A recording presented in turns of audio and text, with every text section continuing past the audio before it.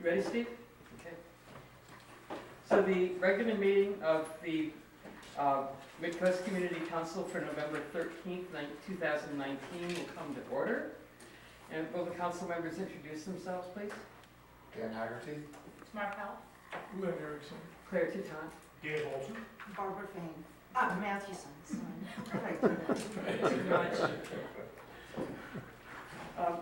First, let's start with the Board of Supervisors report. Bray Hunter? Yeah. Welcome, Bray. Good evening, council members as well as community members. Tonight I've got a few updates from the county. First, the multimodal trail, otherwise known as the Parallel Trail, has received a grant of $400,000 from the City County Association of Governments Bicycle Pedestrian Advisory Committee to use, so the $400,000 is from the Metropolitan Transportation Commission's Transportation Development Act, Article 3. And so that was, Ellie Dahlman was the one who applied for the grant. We received it, which is great news, and we are on track to begin construction in winter, spring of 2020. The Gray Whale Cove pedestrian crossing application for a coastal development permit has been pushed to go before the Planning Commission on December 11th. Originally it was going to be this morning. They've pushed it to December 11th. And Supervisor Horsley will be meeting with Caltrans to discuss the possibility of rectangular rapid flashing beacons versus hawk lights at the Gray Whale Cove crossing. And that is scheduled to break ground in spring 2021. The Board of Supervisors has adopted an ordinance banning the sale and distribution of electronic cigarettes throughout unincorporated counties, so that would be the Midcoast. That goes into effect 30 days post-approval, and enforcement begins 6 months after that. And finally, Nicholas Calderon has been confirmed as the Director of County Parks. And he will be beginning work in that capacity starting this Monday, November 18th. I think I missed, you said when the parallel trail would start being constructed, I think, but I missed that. Yeah, so we're expected to begin construction winter, spring 2020. That means like in a few months. Yes, yeah. Any other questions for Bray? Thank you very much. Thank you. Harvey?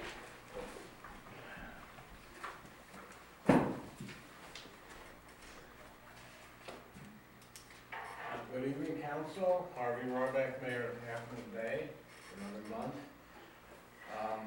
I have a couple announcements. Right now, the Coastal Commission is meeting at the Oceana Hotel.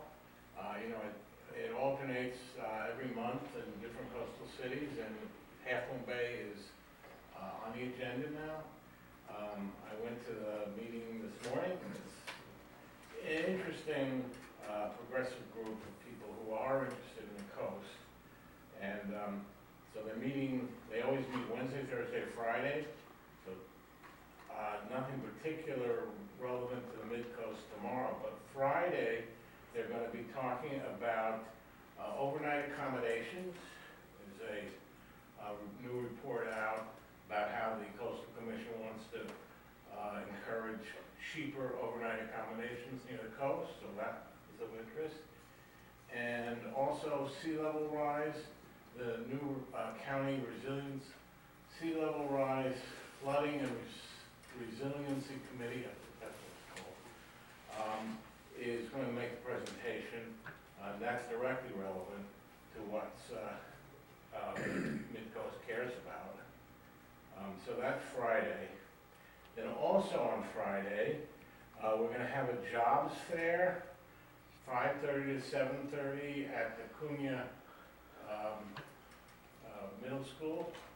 And that is just after the last day of operation of the Bay City Flowers.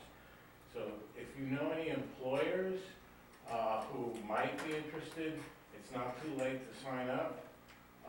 We're hoping that this will be centered more on jobs than services, because that's what's needed right now for all these poor laid-off workers. So that's Friday, 5:30, Cunha Middle School.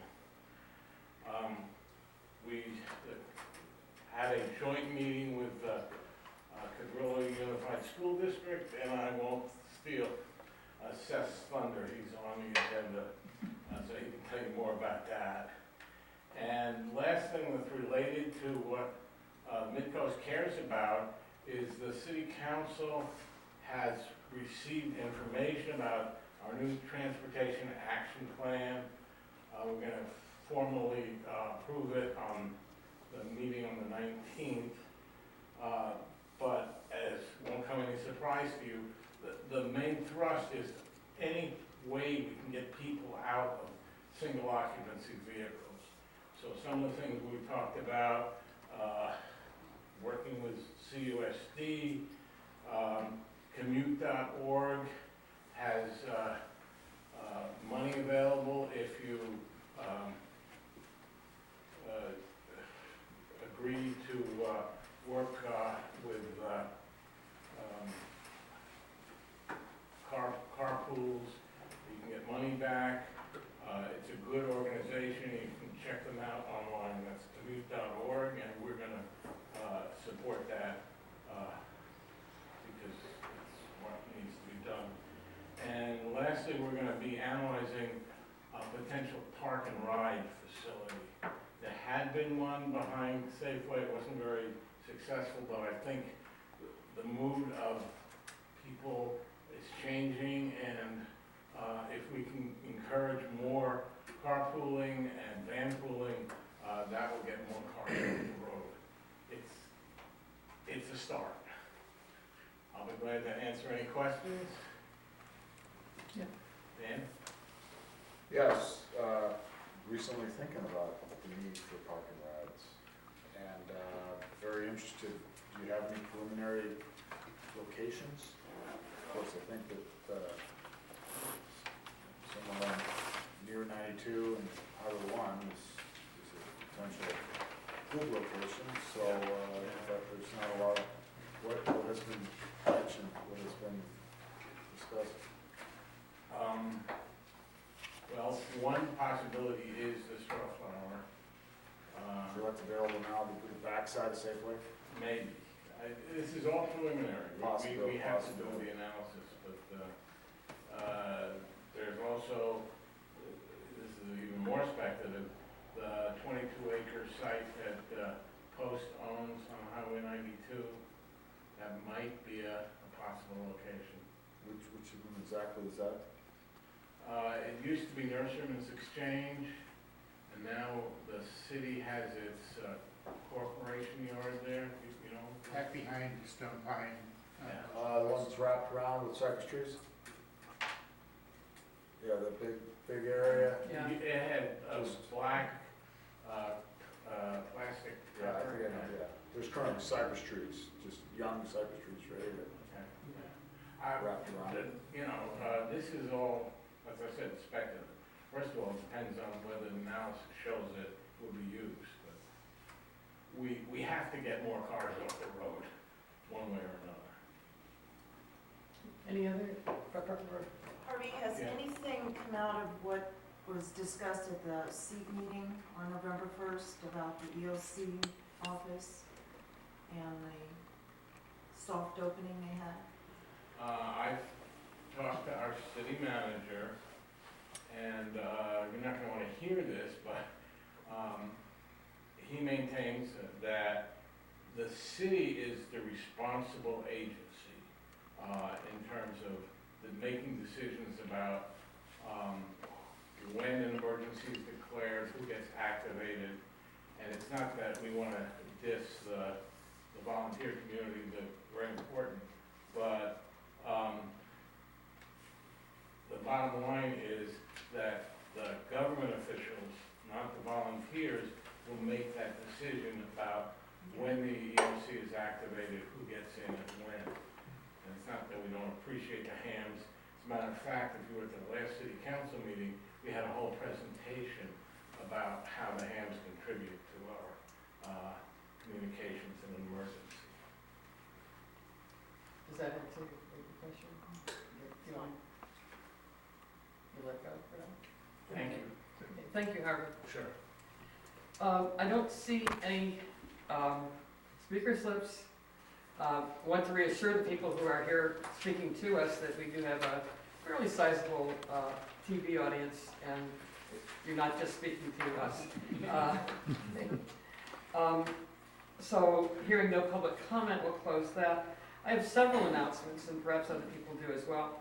A note from the Coastal Commission meeting today. If you recall, we had an agenda item a few months ago on a house that was proposed on Hermosa Avenue in Miramar, and we asked to have a CDP required for that, which the county was opposing.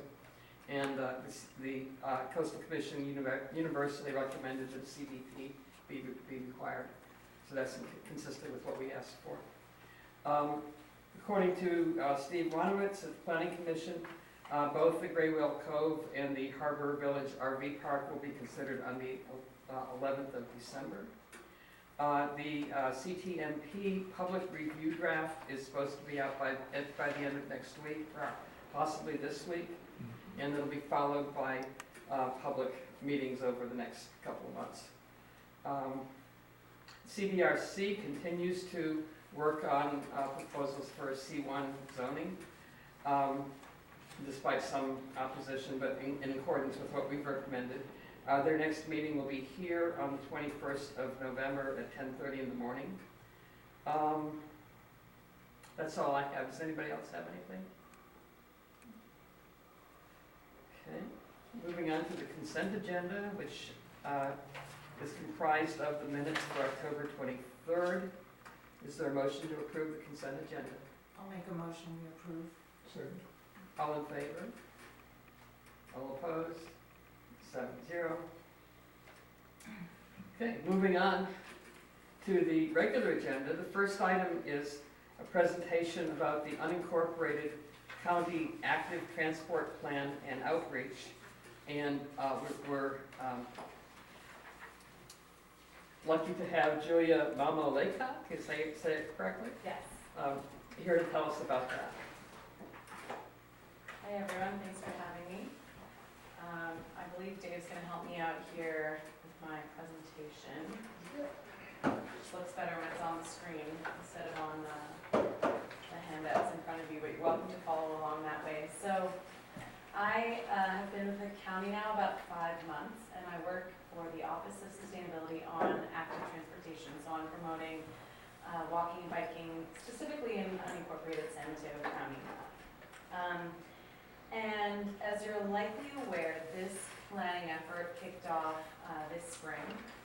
And the purpose of today's presentation is really to just give you a progress update on the planning that has been conducted thus far, and take a look at next steps and our next phase of outreach, and then opportunities where you'll be able to provide input on the draft recommendations.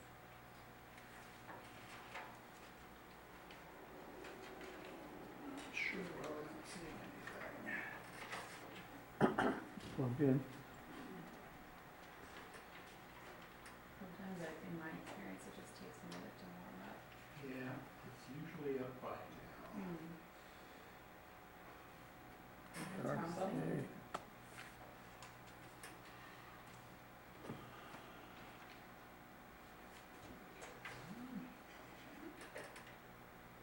I know, I think you're just on your laptop.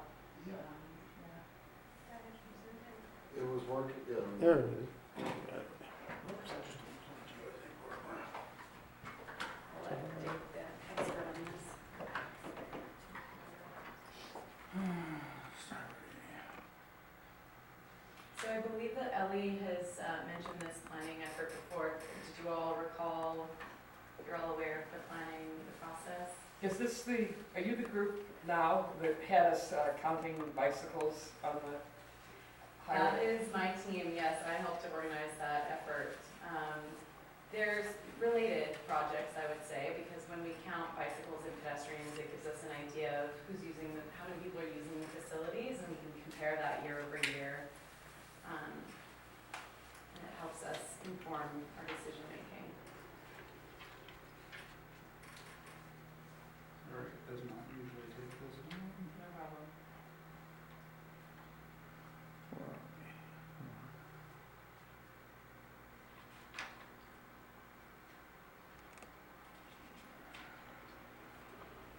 Keep talking, I'll catch up.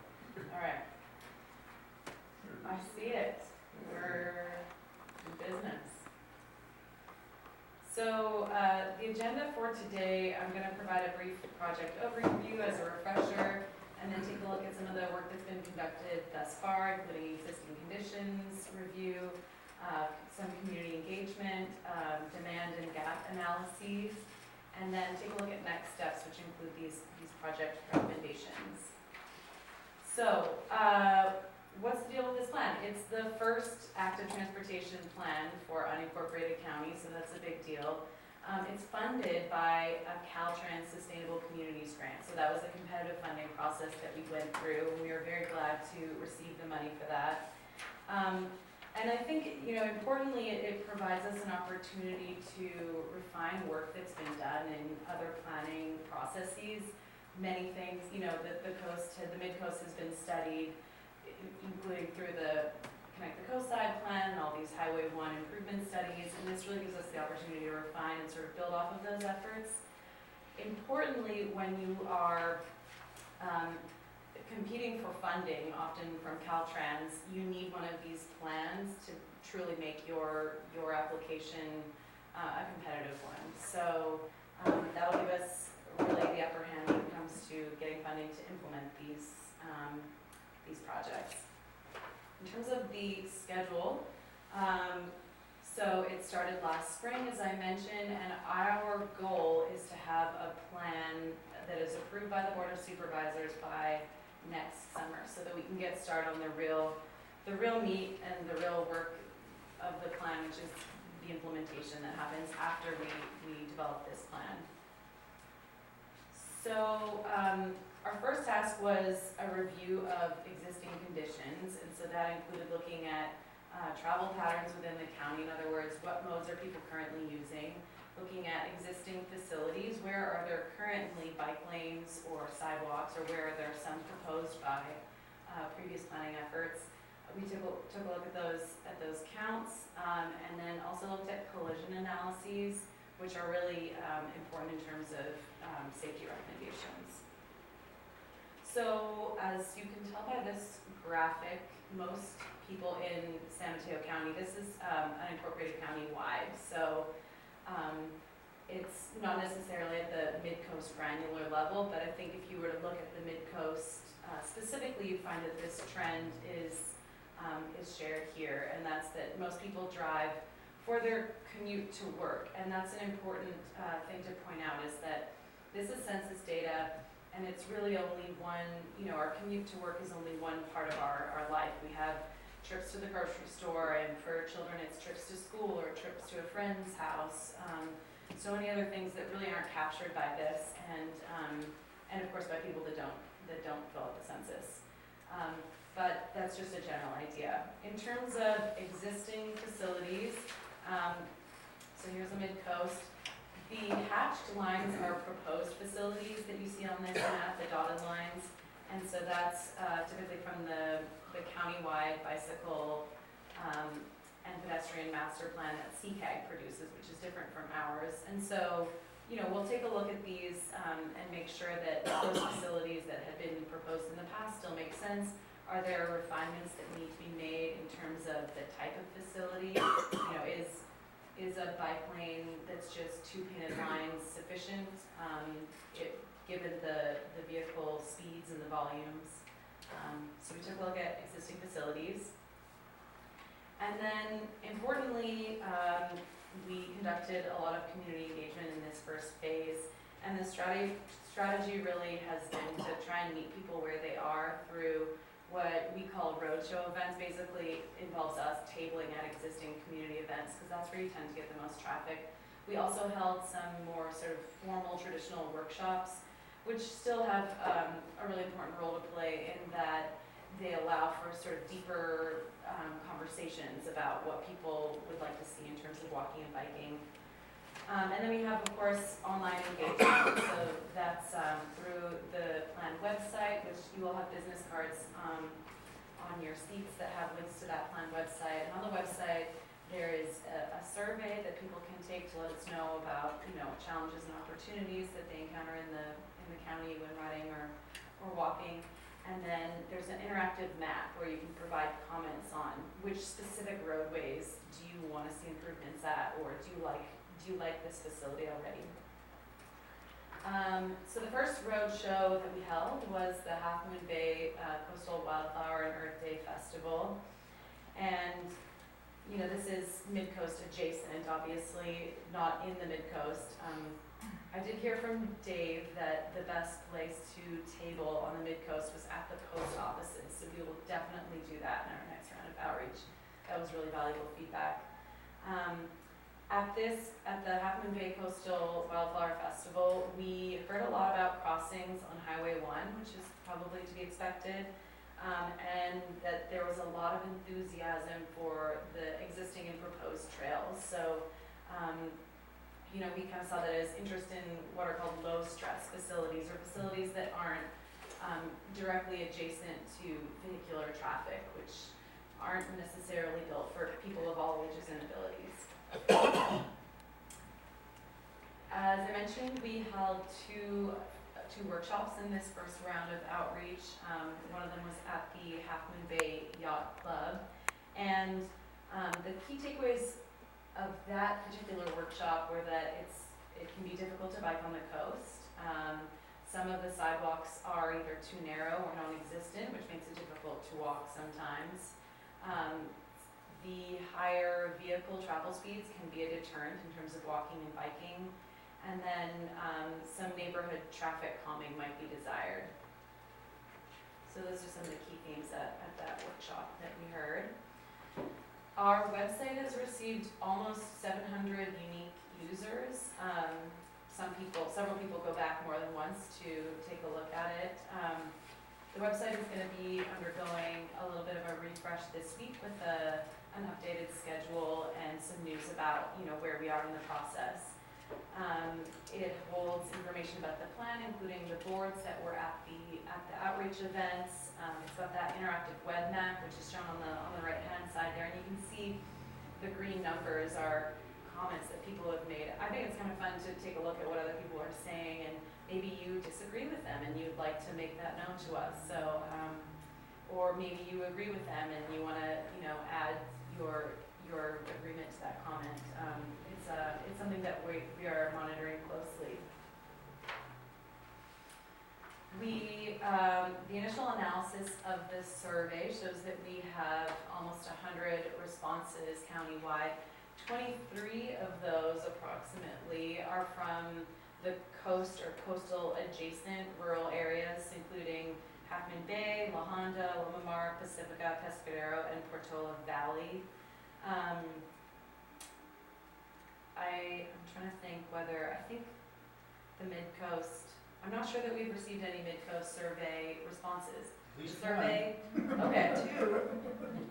interesting. Maybe in the drop-down menu that I was looking at, you were probably just identified as Half Moon Bay with the zip code. In any case. Is this on that site? It's on the site, yes, and we are keeping it open until the end of this month. So anything you can do to push this to community members and residents would be greatly appreciated. And for those just listening to the audio, that's walkbikesmc.org. Thank you, Dave, that's correct.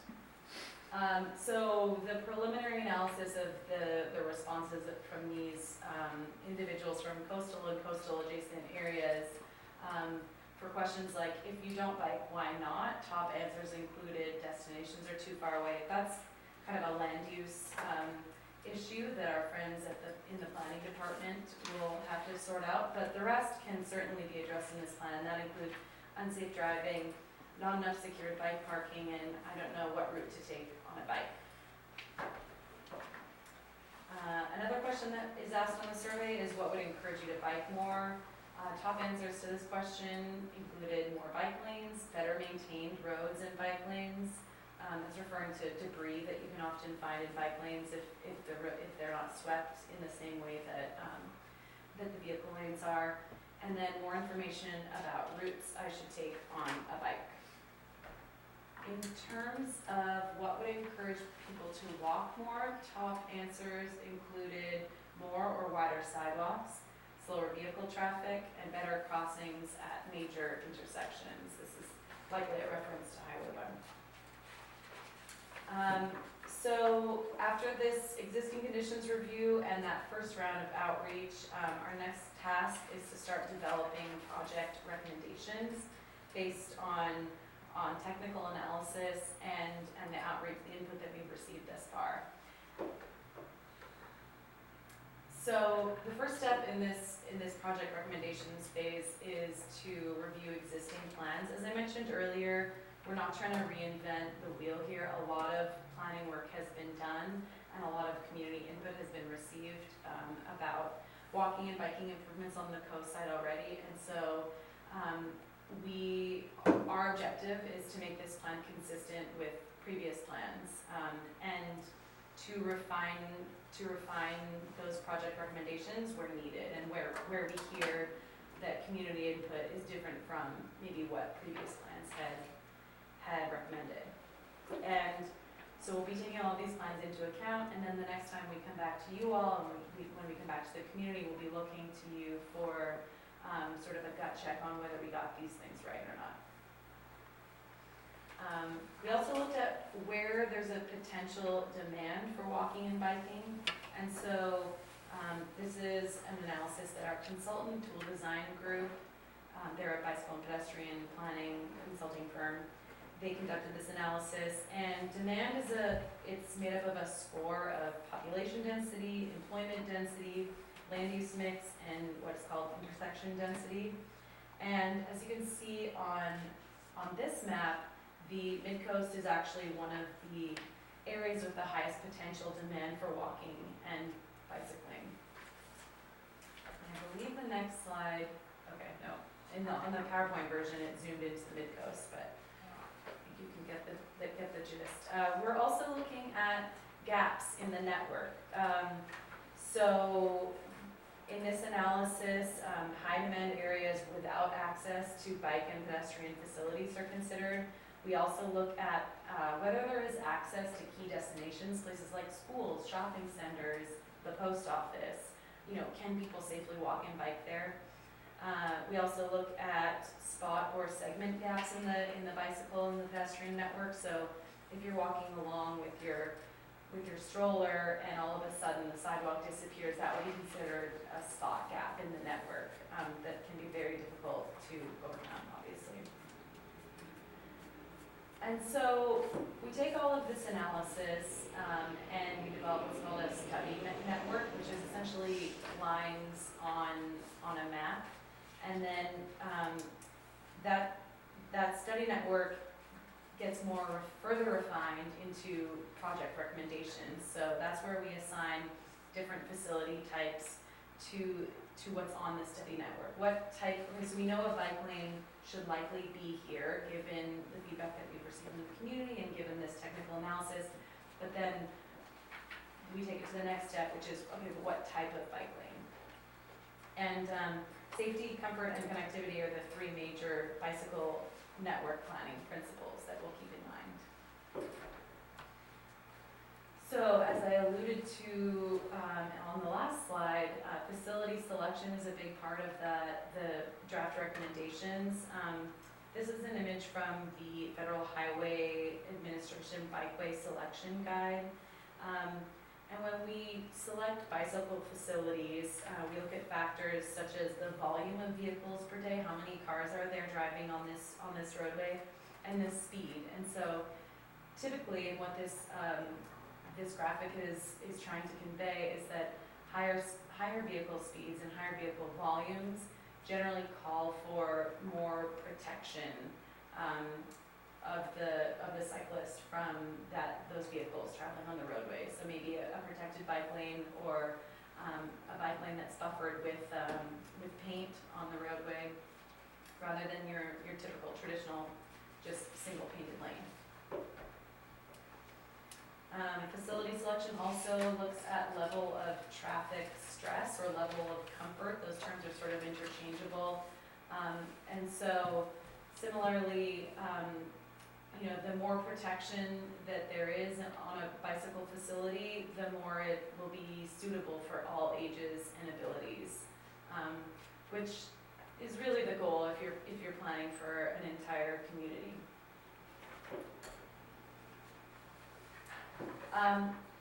Something to consider is that there are often trade-offs in terms of the implementation of projects, and so that might include parking removal or lane removal for vehicles, shoulder widening, which could mean a really intense environmental review process.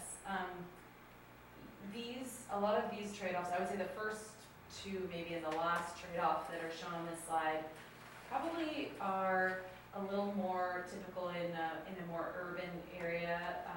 So these are things that we would look at in North Fair Oaks, where there really isn't a lot of parking supply, and there are many people living in one household, potentially 3 or 4 cars per household, and so that would be a pretty serious trade-off there, but not necessarily something that would be dealt with on the Midcoast.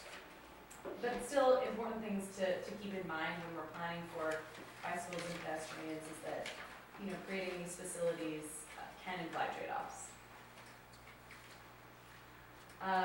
Lastly, this image just shows sort of a different way of approaching a pedestrian facility. So instead of maybe a traditional asphalt sidewalk that's really built up, something like this can be more appropriate in rural contexts. And just to say really that we're considering a wide range of facility types, and it's really up to you all, based on the feedback that we hear from you, what your preferences are. You'll be the ones deciding sort of what these improvements look like. In terms of next steps, so we've done the bulk of the technical analysis. We did that first phase of public outreach and the existing conditions review. We're now in the midst of developing the study network and then the draft project recommendations. And so we aim to come back to you all in early 2020 with those draft recommendations so that you can provide us with your feedback. We will also be hosting a variety of outreach events. We'll definitely head to the post offices if there are other events that you can think of, ways that we can reach out to community members, then we would love to hear your ideas on that. And then once we receive input on those draft recommendations, we'll take that and with that input, draft a draft plan. So that would include, the narrative and the pretty pictures and all that.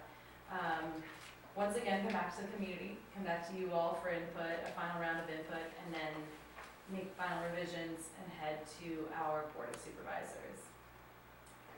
So that's what's in store going forward. And I want to make myself available. There's my email address. I think you all have my cards. And you're welcome to send me an email anytime with thoughts that you have on cycling and walking in the community, what you would like to see, what types of improvements you prefer, and of course you're welcome to fill out the survey. It sounds like a couple of you already have, and I appreciate that. So thank you very much. Any questions or comments, Barbara? Well, thank you for coming, and I guess my question is, on your plan review, you've got 7 plans that you're looking at from Caltrans, Connect to Coastside. None of these plans have really gone, they've been years in the making and nothing's happening. Yeah. And I'm just, it's like we're adding yet another bullet point with your Right. group on here. What do you see is coming? Are you gonna get all these groups together, all these plans? And when you say that we will have a say in this, we've never had a say. So, you know, are you gonna fix the problems that we have down here? That's just kind of what I'm coming from. Yeah, those are all really great questions. I think that, so my first, the answer to your first question is that this is a countywide plan. Well, countywide in the sense that all of unincorporated San Mateo County. And so, you know, we recognize that there have been a lot of planning processes happening here on the Midcoast, but this plan is for all of unincorporated county. And so we wouldn't want to simply cut the Midcoast out of the plan. We want it to be for everybody. I totally hear where you're coming from with the multitude of plans. It's confusing on our end too, to review all of those plans. And I think that, you know, Connect the Coastline is a good example. That plan deals with all modes of transportation, whereas this is specifically an active transportation plan. And so this plan is going to be consistent, certainly, with what the Connect the Coastside plan comes up with. But it'll be a sort of in terms of walking and biking improvements, a more refined version of the recommendations of that plan. So it's an opportunity for us to get kind of at a more granular level an understanding of what bicycle and pedestrian improvements specifically are needed. And in terms of your last question,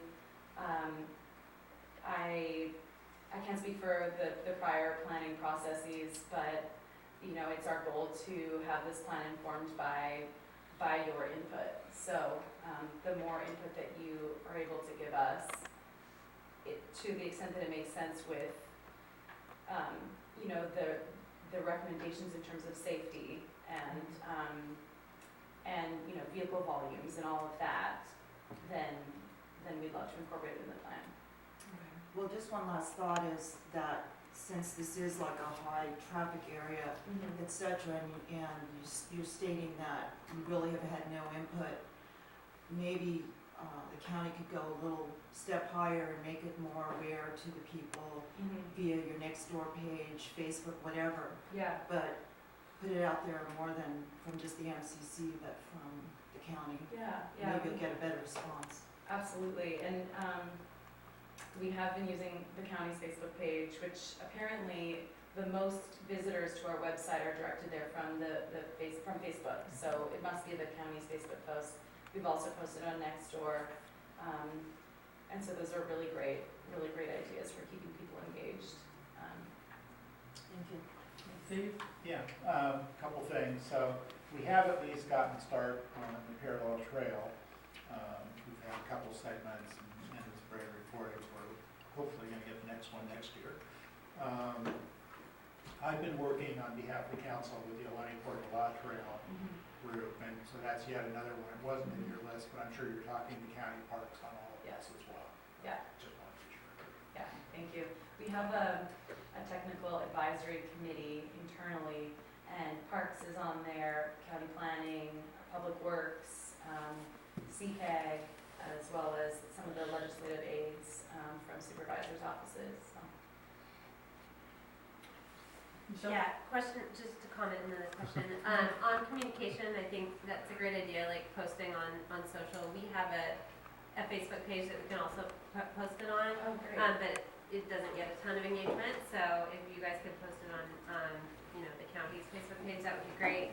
And then on Nextdoor, we don't have a presence as a council, but we can post it as individuals, so I'll certainly do that.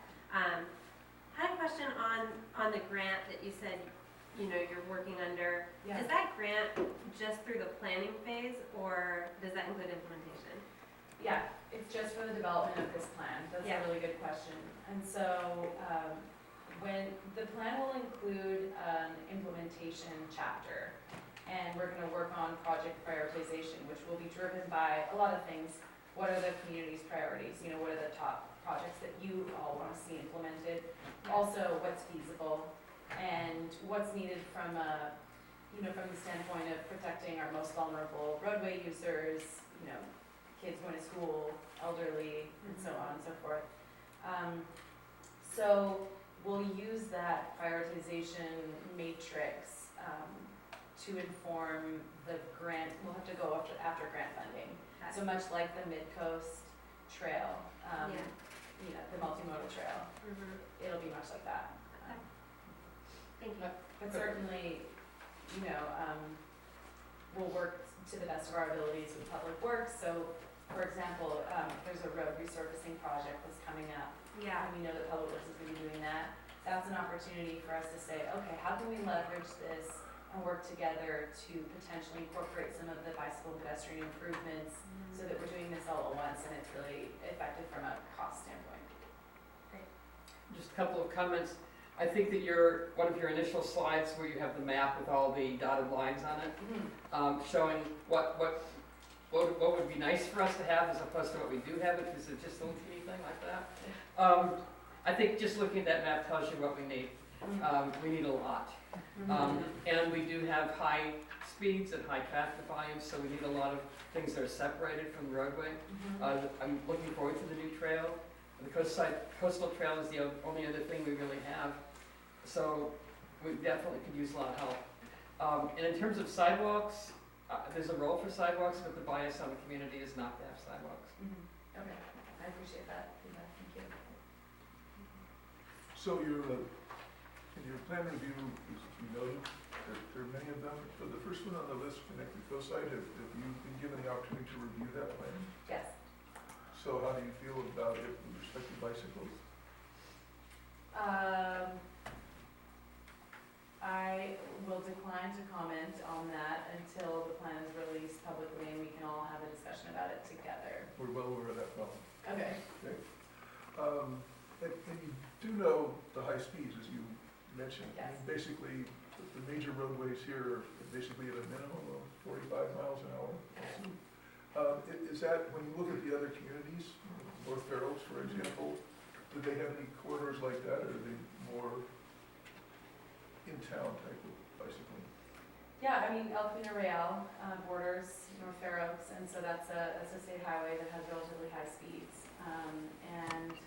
But you're right in saying, in pointing out that North Fair Oaks does have a lot of residential streets where the speeds typically don't go above 25 miles per hour.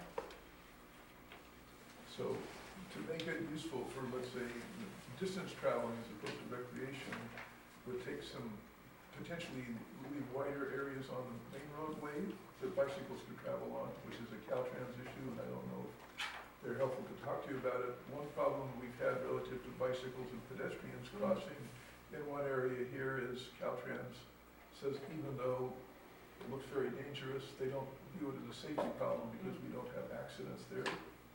Just as a background point, if you're talking to Caltrans.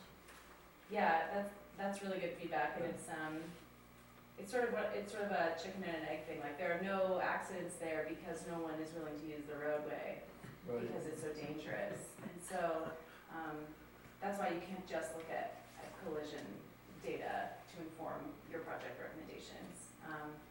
And you know, Caltrans is the one funding this effort, and so we do check in with them regularly. And when it comes to projects that are going to be proposed within their right of way, they have indicated that they're willing to collaborate with us and on that. So Okay. Today, we haven't heard them be sympathetic to that view, but maybe a larger focused effort like yours could be more successful. Tomorrow? Yeah, thank you for your presentation. The presentation here shows a snapshot of the survey questions. And I did take the survey, but I can't recall, did the questions kind of flip a little bit and ask the people that are biking kind of where and how?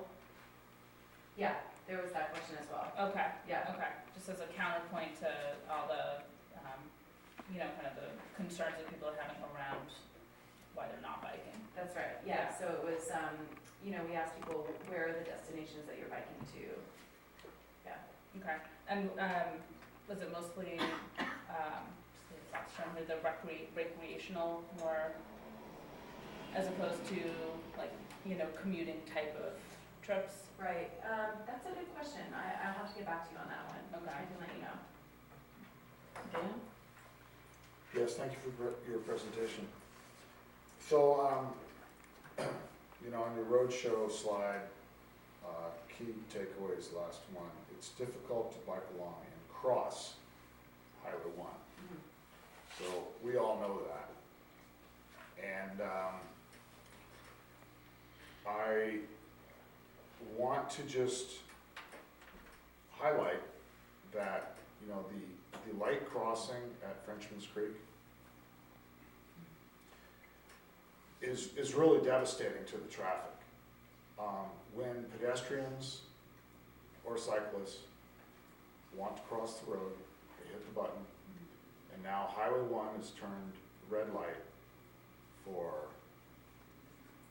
I think it's 20, 26, 30 seconds. So currently, that's a major impact to the traffic, just one light. So I want to put the seed that if there was a pedestrian underpass, this would not happen. Right? People walking their dogs, riding the bike, crossing the road would not impact traffic on Highway 1 at all. They wouldn't have to wait for a green light.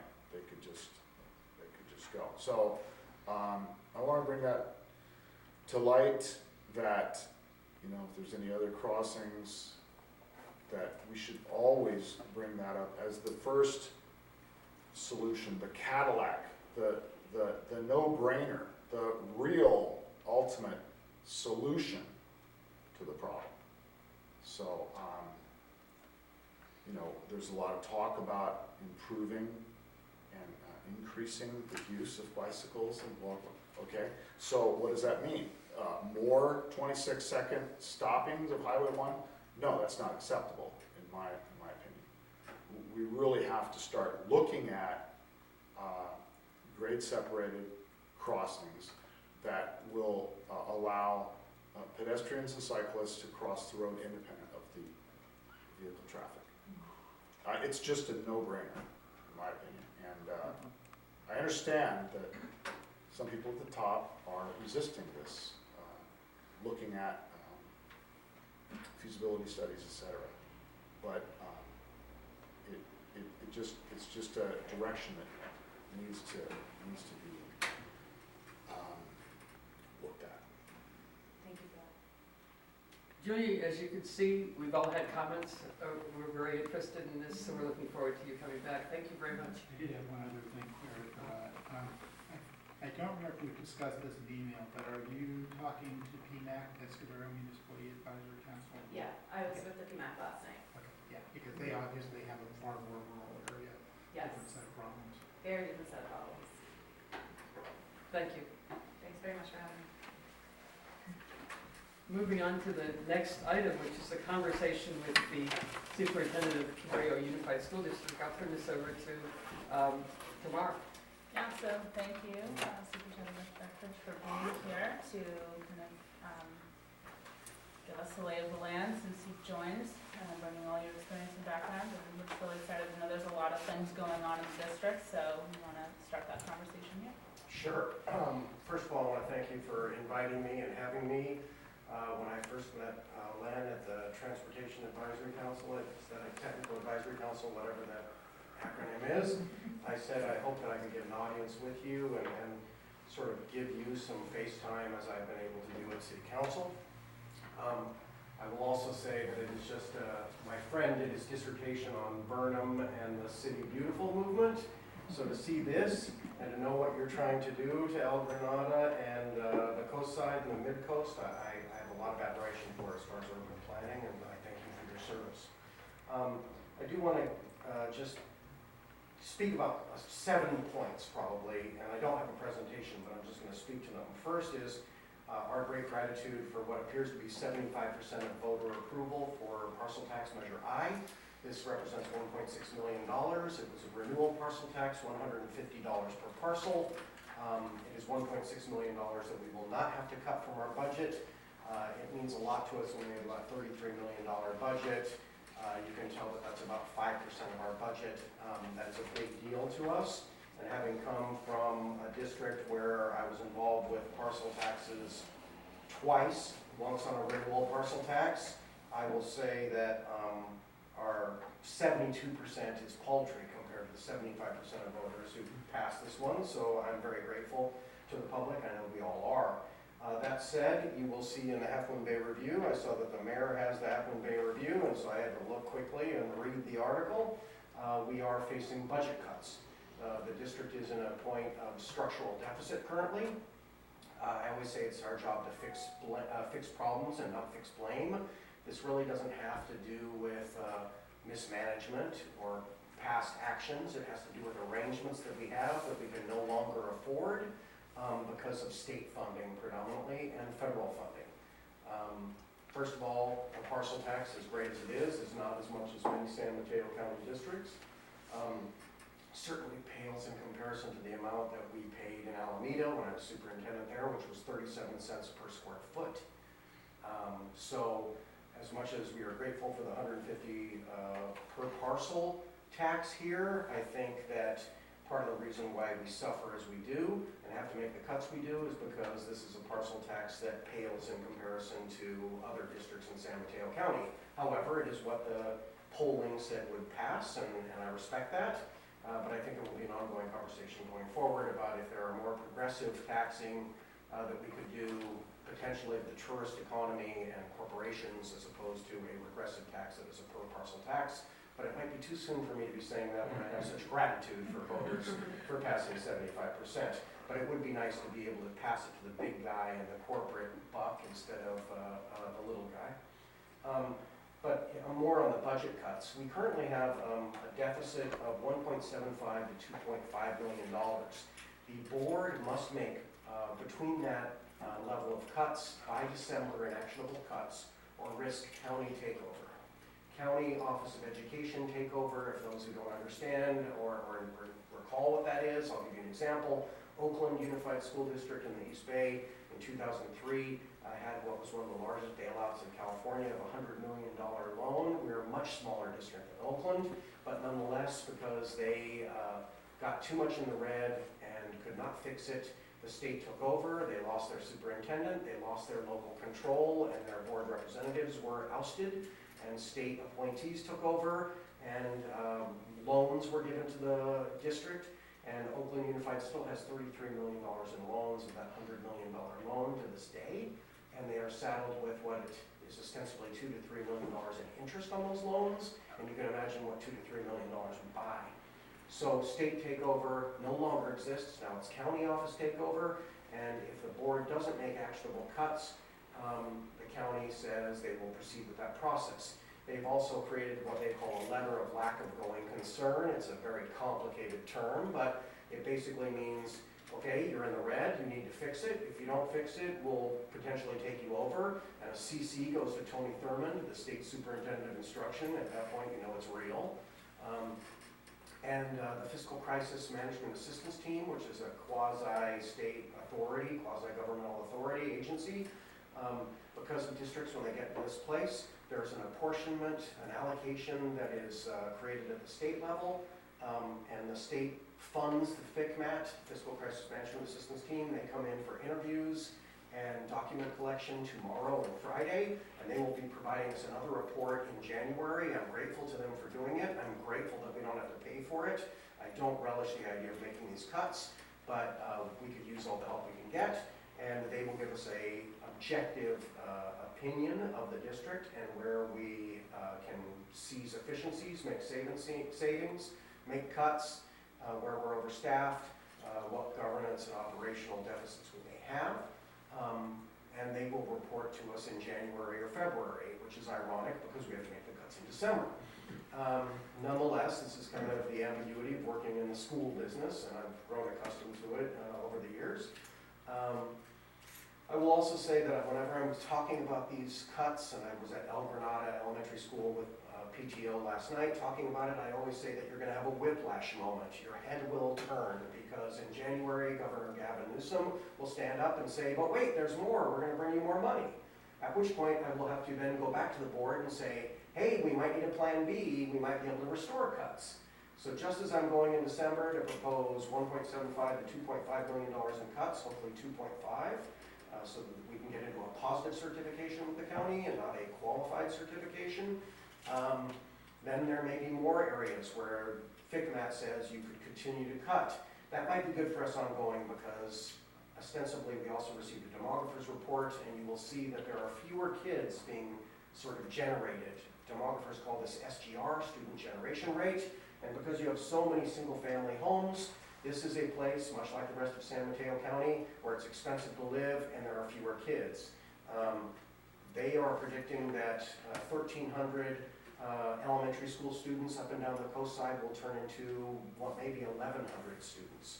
If you think that on average, just for a ballpark, you're getting $11,000 per student, if you lose 200 students, you can see that that's $2 million. Did I get my math right? 200 students, 10,000, I think I got my math right. So we will be in a continued time in the coast side because of demographics, where we will continue to have less money unless the state or the feds or local funding goes up. I am hopeful that Gavin Newsom and the legislature, being as progressive and as they are now, or as they claim to be, will provide us more money, but I've been hopeful before and my hopes have been dashed. We will also have that whiplash moment when we wait for the May revision, when the legislature will say, no, Governor Newsom, we want it this way, not that way. So this is the peculiarities of school funding, and it tells you a little bit of why we are in the place we are. I do want to say too that we're not the only district to be in this place where FCMAT is coming in and the county office is saying we may take you over. Even our state's capital, Sacramento, is at risk of county takeover currently. Other districts are too.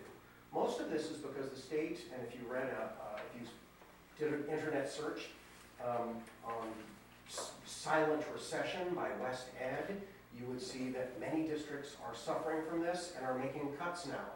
And you may wonder, how is that possible? Governor Jerry Brown just told us that we're fully funded for the local control funding formula.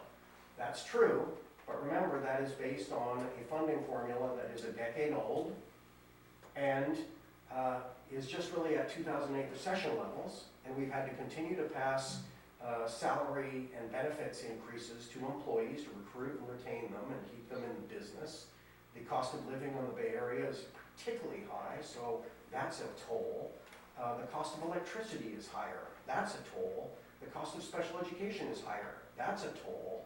And one of the things that I think is what I call the shell game that the state of California has played on us is that legislators in 2013 did what they called the Public Employee Pension Reform Act, PEPRA.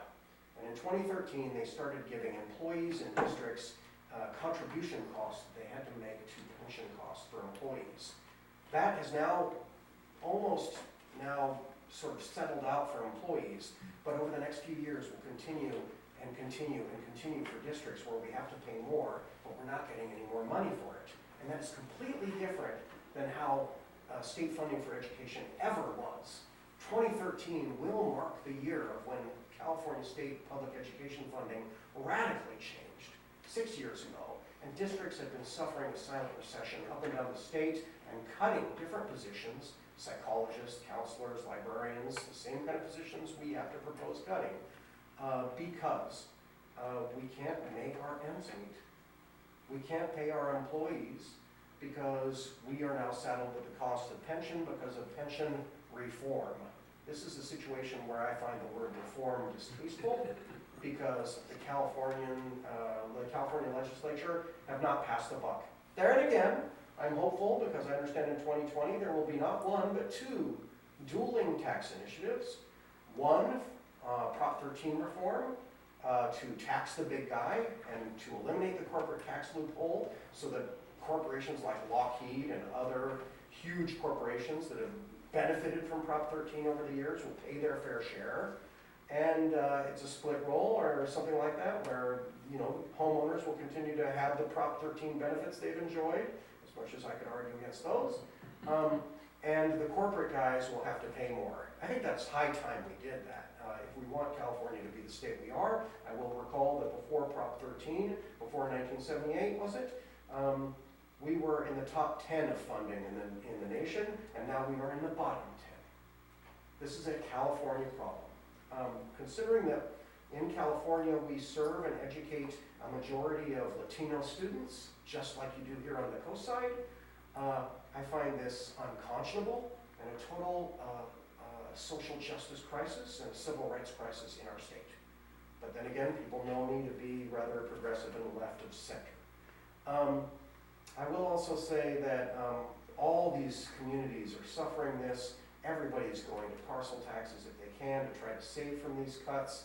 Again, I'm very grateful for that, but it does leave us a place where I have taken cuts that I provided last week at $3.8 million as the doomsday scenario if we didn't pass a parcel tax, to now be, I'll present to the board in a week's time, a next take on that at about $2.8 million. I asked for their permission to take some things off the list. I want to start by saying what that includes. The first budget cut recommendation that I said that we should take off the list was what was there, which I considered the real nuclear scenario, which was the consolidation of El Granada and Fairlawn View schools. That would be what I call an act of God to be able to do it. You would need to put so many portables either on the El Granada back nine on their field or on the Fairlawn View back nine, their field, to be able to get all those students there. And since you just had a presentation on traffic, can you imagine the traffic increase if you had all the students from Moss Beach and Latara and the zone that pretty much serves Fairlawn View coming down, and I go through that traffic every day, or if you had them all going from El Granada up the other side of the highway. It would be a challenge, one, and you'd need a traffic study, and I think I would be probably run out of this town or this community on a rail, if you still had a rail. I would say that also it would be difficult because those campuses are so small, they have so many students on those campuses. I just had to present that as the first cut that we would no longer recommend to the board, and so that has been taken off the table, and beyond that it only saved us about $280,000.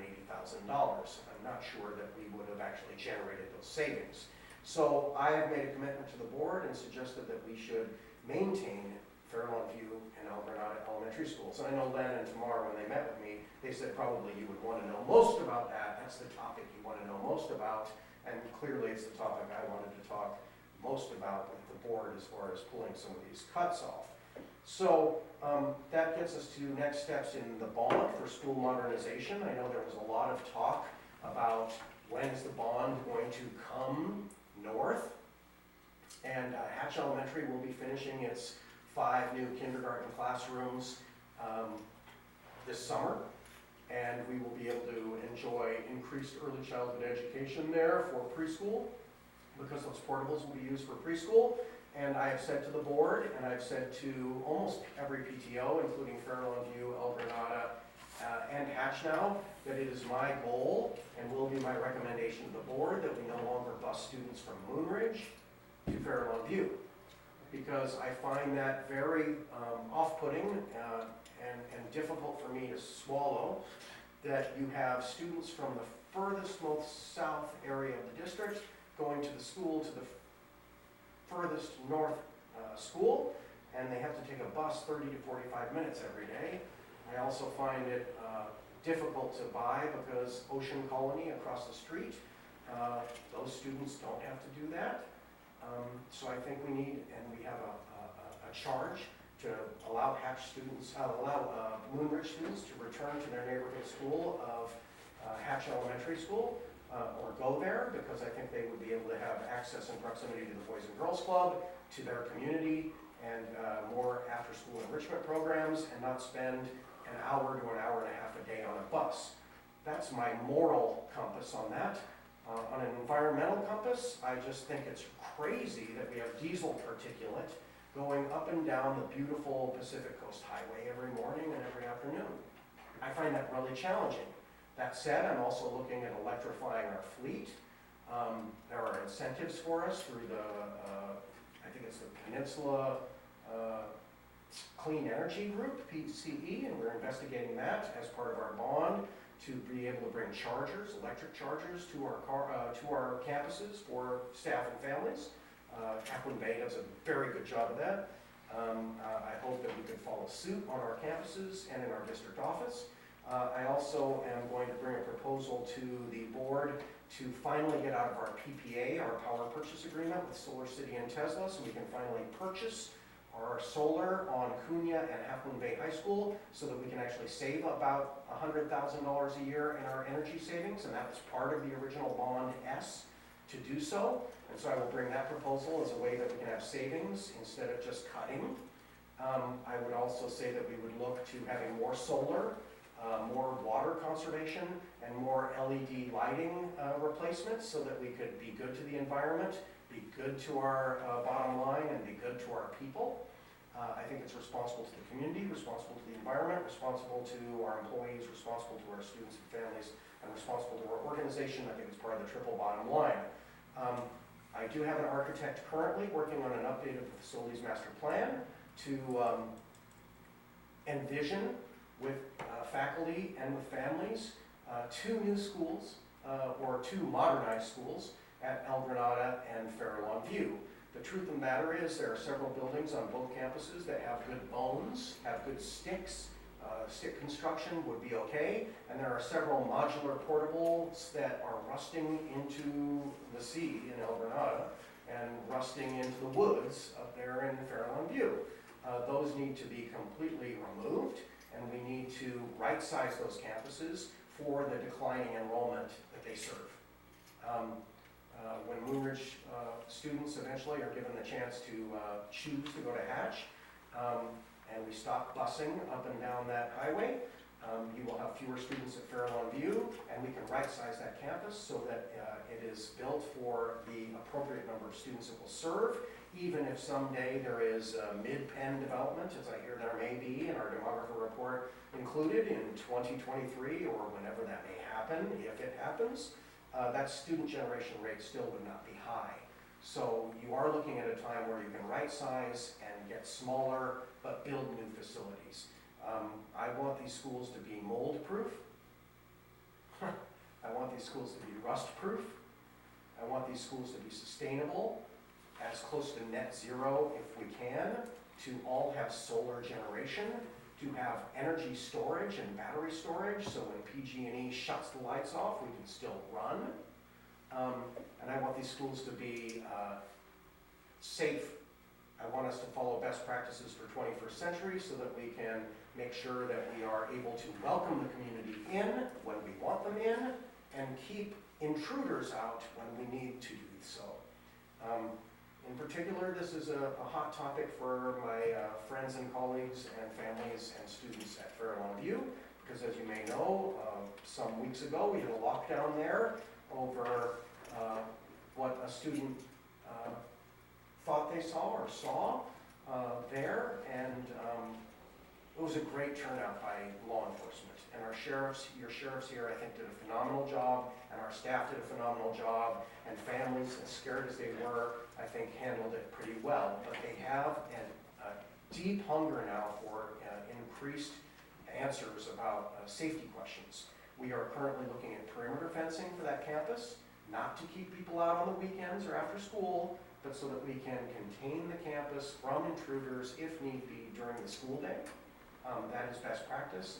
That is common in many Bay Area districts, and I think can be done in an aesthetically pleasing way that doesn't turn schools into prisons, but actually helps protect them. I think it also can help us with regard to just providing more safety and a feeling of safety for our families. One thing that did come up in the Farallon View lockdown, of course, is when I was working with sheriffs there, is they said that they had a first net service for their cell phone coverage, and so the sheriffs were able to get cell phone coverage while many families complained they could not. I made a commitment to those families at their last PTO meeting that I'd bring this topic up to you. I believe this is a community problem. I think it is a school problem, but I believe it is a community problem as far as cellular coverage in Montara. I'm glad that our representative is here from the county supervisors. I've been on the phone with AT&T. I've gone down that rabbit hole, called corporate Atlanta, and gotten this person and that person. And I will say AT&T has responded and pretty quickly given me some resources. And I was on a webinar today talking about FirstNet and if we could do it. But if there was a way that the county could help us with increased cell phone coverage, particularly with boosters or a tower or better coverage somehow in Montara. We are plagued as a school district, and I'm sure you are as a community, by the constant Comcast internet shutdown or spotty cell coverage, particularly in Fair Lawn View, also in Kings Mountain, which is in our district. So I think I've spoken a little bit about bond modernization. Again, the architects have toured. We will now start the engagement process with our families and our faculties to talk about envisioning right-sized schools that are mold-proof, rust-proof, sustainable, have natural daylighting, are great places for kids to learn, are safe, have energy storage, are sustainable, hopefully greenhouses or gardens on every campus.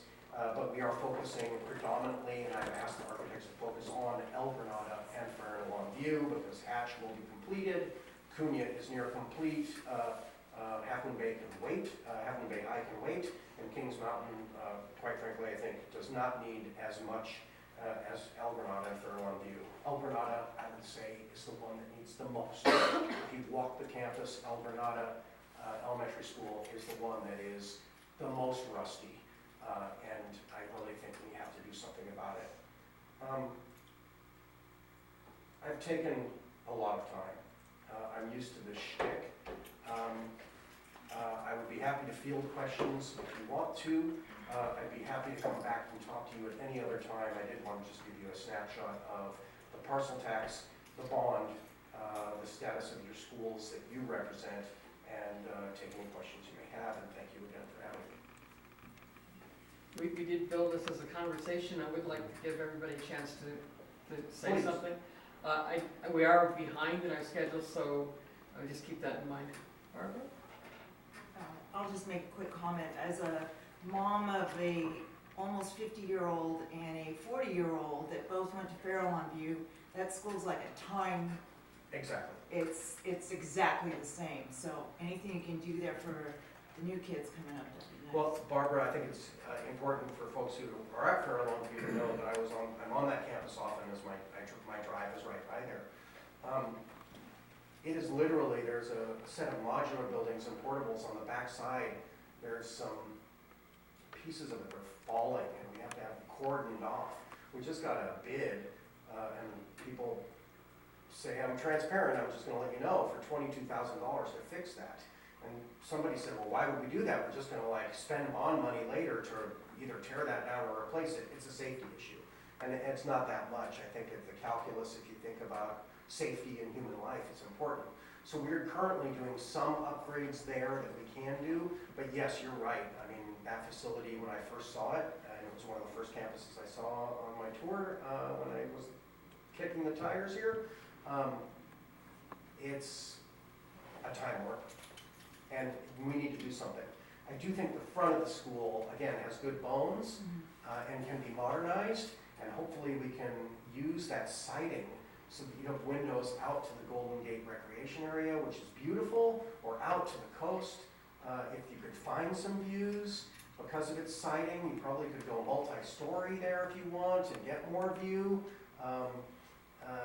But I think there's, at that one modular building in the back, just has to go. And it's way past its shelf life. It's got to be 50 years old.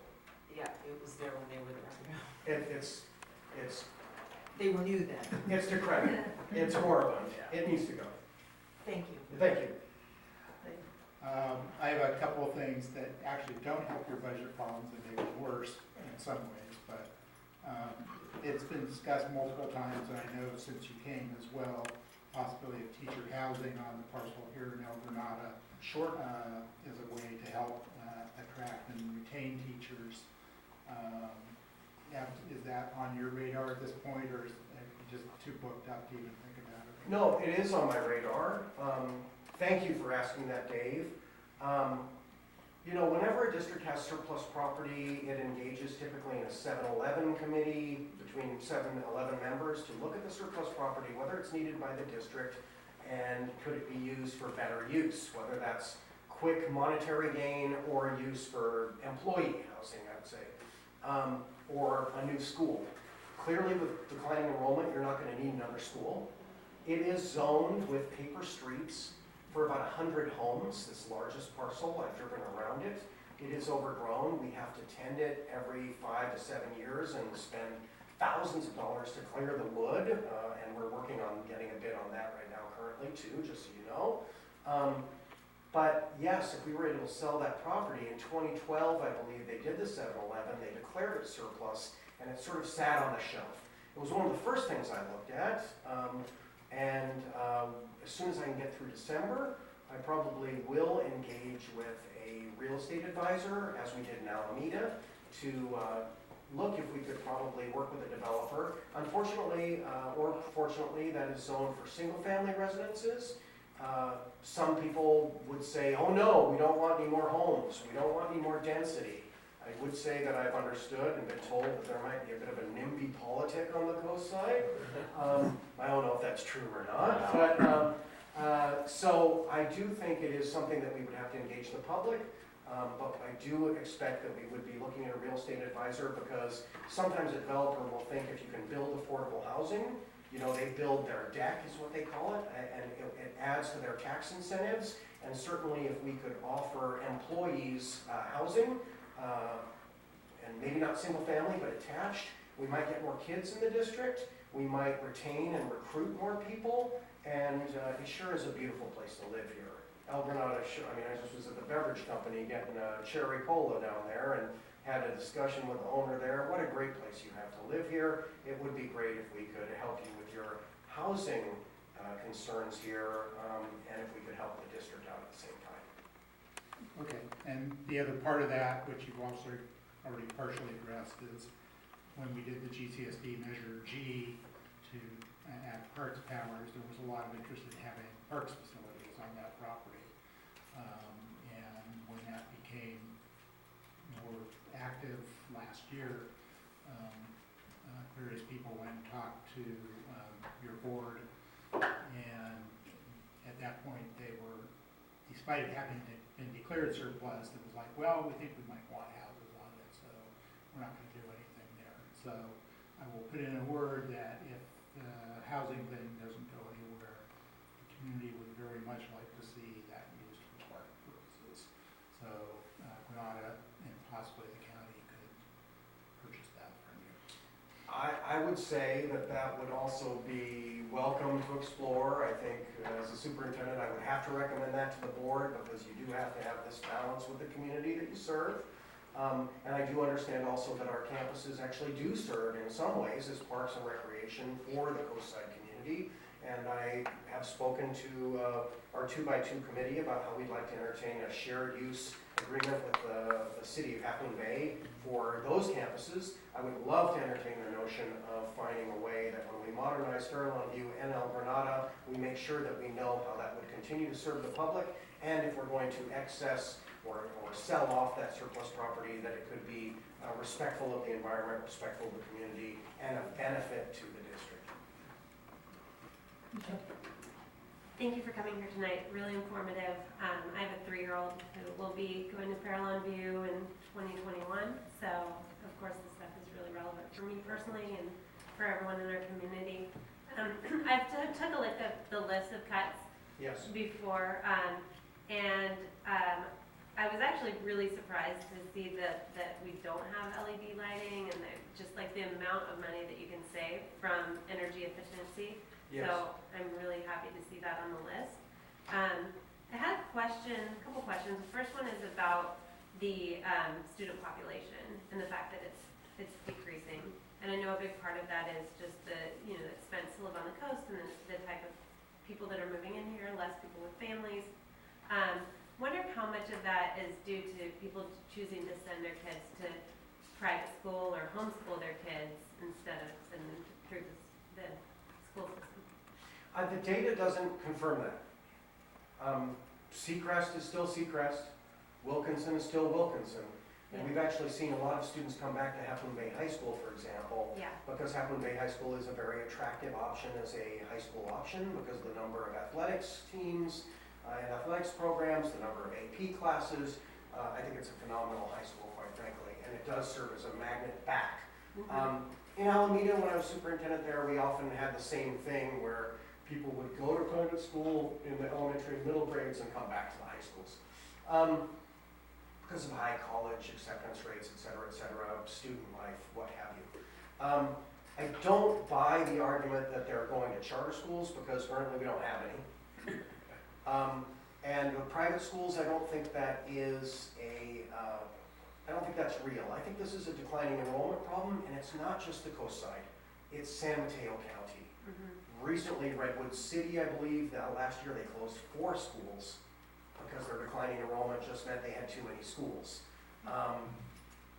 This is a San Mateo County problem. It's actually a California problem. We're just having fewer kids.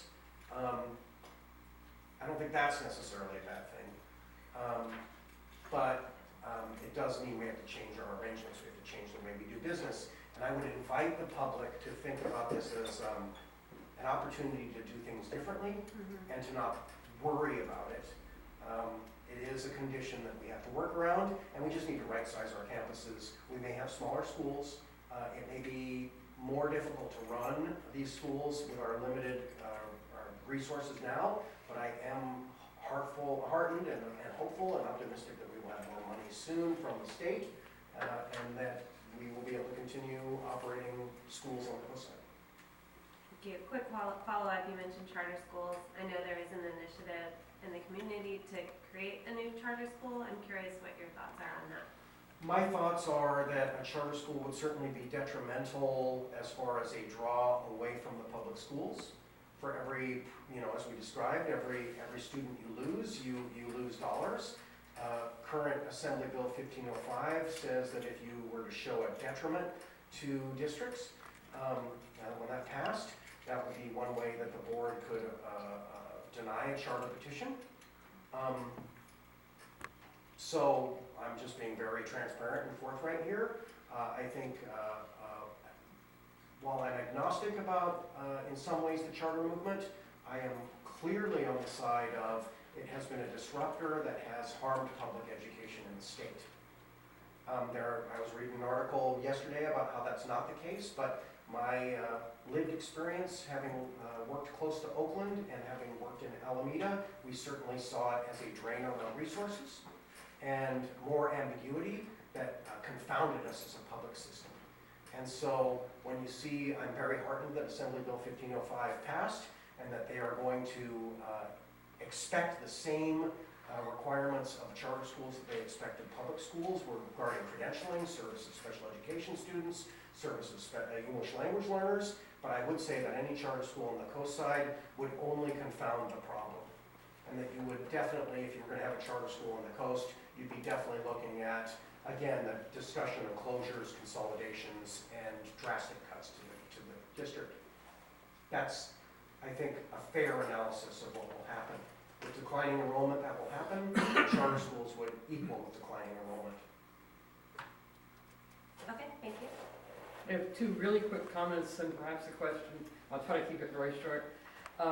I do think there's a private school flight issue here, just based on talking to people over time.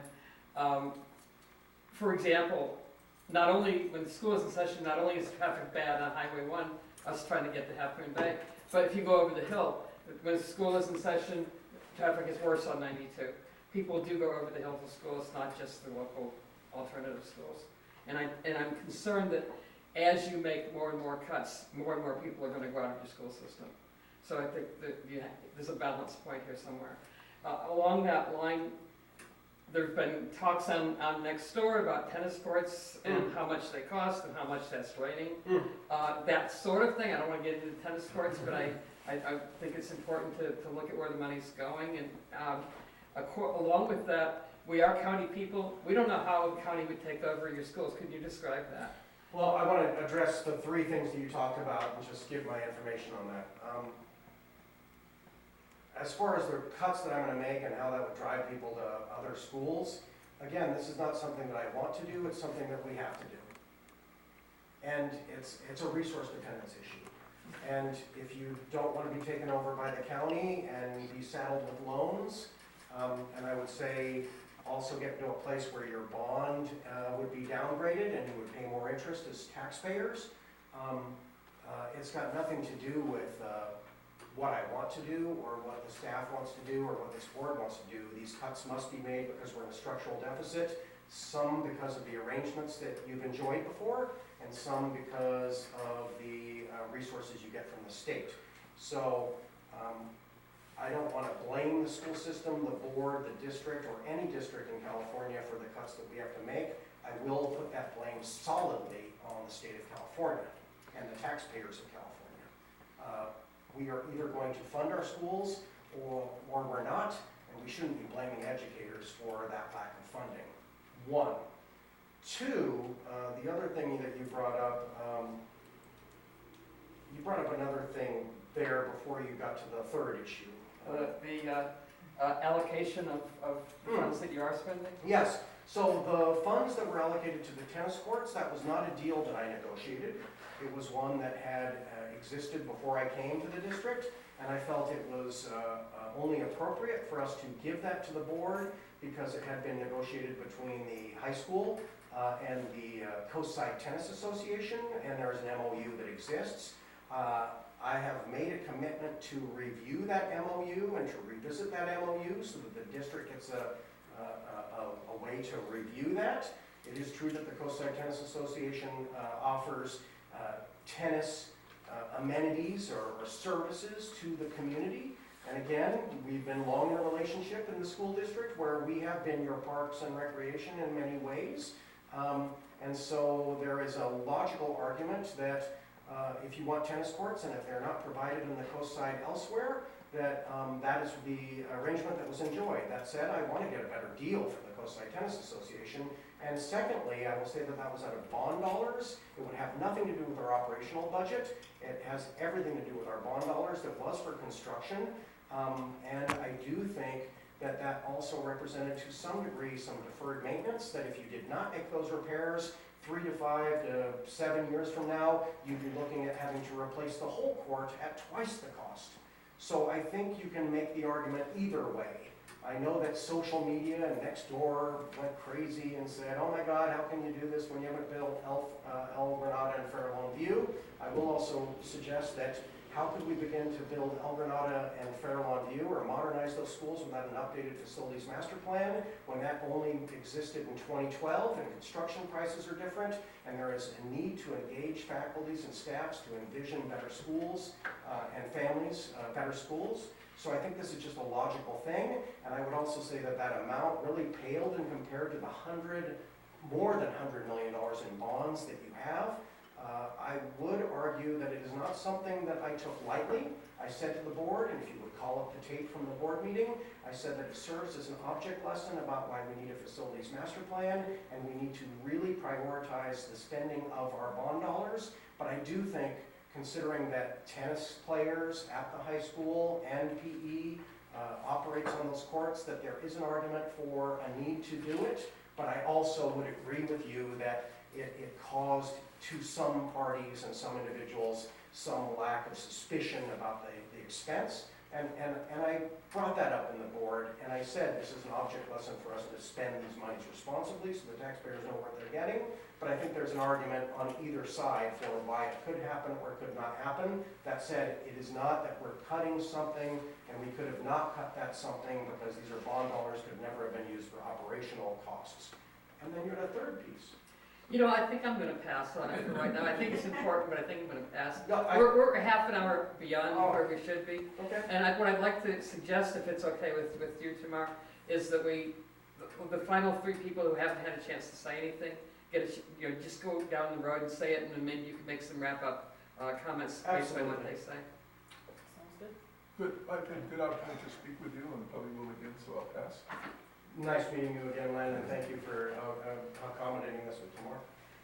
Yes, thanks again for being here. This is a great start to the conversation. I do want to thank you for the way the power outages were handled, because that really just made life manageable as a parent with a student in the school district. So that was just felt like such a big deal, and also just appreciating that everyone that was there keeping the schools open was also most likely dealing with a power outage and children and work and family and life outside of the area potentially, so that just felt really huge.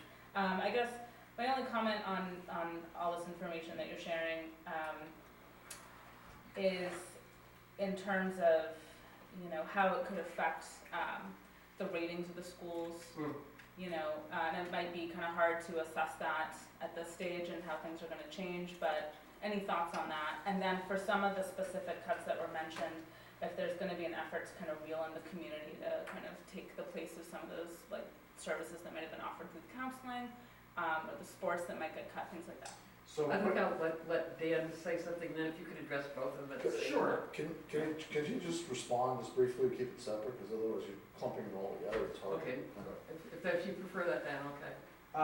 Quickly, I've always said, and if you see my presentation and if you watch the board meetings, I've always said that, again, you're gonna have that whiplash moment. We're gonna have a need to cut a certain amount per the county directive. And then we're gonna have more money, or the promise of more money given, and we'll always be looking at restoring cuts to the best of our ability, reevaluating the cuts. So, for example, we had $3.8 million in cuts. I said that's a doomsday scenario. Next week I'll bring back $2.8 million. I'm not going to give up what I'm going to take off the list again, but many of the cuts that I think are the most disastrous, I kind of signaled that. Some key staffing at the high school and the middle school in particular, into athletics, as far as interscholastic athletics at the high school, another set of resources at the elementary school. At the Fair Lawn View PTO, they talked about ratings too. I would challenge and invite families who go to our schools to go to great schools and review their schools and give high ratings to their schools. Unfortunately, great schools, as far as it's really crowdsourcing in many ways, and sure, they're going to use test scores. I think you will see that we will have an increase in test scores this year. We're getting sneak previews on that, but we have a long way to go. And I could talk about that for a long time, about interventions and things we're doing right now to increase test scores. But you don't judge a school just by test scores. You judge it by family and parent and student satisfaction. And if everyone would go to great school and say, I love my school, your ratings would be better. And it's not just something that we would fix with test scores or facilities, et cetera, et cetera. I do think also that once we rebuild Fair Lawn View, or modernize Fair Lawn View and modernize El Granada Elementary School, to bring them to the lovely status that Hatch is now and the improved status that Cunha is now, I think you will see that people will have more pride and more satisfaction in their schools. Thank you for coming tonight. I really mean that. I really appreciate your being here. A couple quick things. I wanted to talk about LED lighting. Yeah. Of course, LED lighting is important, but more important is the color that is chosen. Our community has fought to have retain the night sky. If you look out the window, you can see the color of our streetlights, our new LED streetlights. I think they're at like 2,900, 3,000 K. Soft glow, not glaring. I do know that the least expensive LED lightings are usually the brighter or the blue, but I was hoping that you would consider the community's concerns about harsh lighting for the exterior, but also for the interior, because the color is very important. Yeah, let's not go with the That's a big concern for us, especially for student health and student well-being, staff well-being. Yes. We are talking mostly about interior lighting, but it is something that you have to look at in 21st century as far as good ventilation. There was recently a report out about how new construction even isn't well ventilated enough and can lead to bad health for students. So this is something that I will be speaking with our architects and our energy specialists about how we don't skimp on costs and provide the best lighting. When we talk about LED lighting, of course, we're talking, I think, more about, I shouldn't just say LED lighting, we're just talking about electrical kind of conservation in general in our school facilities and mostly indoors. And how do you propose to make schools mold-proof? Oh, well, that's something that our current architect actually works on coastal design and has a long record of working up and down the coast, I think from Mendocino to Pacifica. And so even in the Cunha repair, clearly the Cunha was, Building C was a blight to your community and a terrible thing, and I still have to go through legal wrangle on that.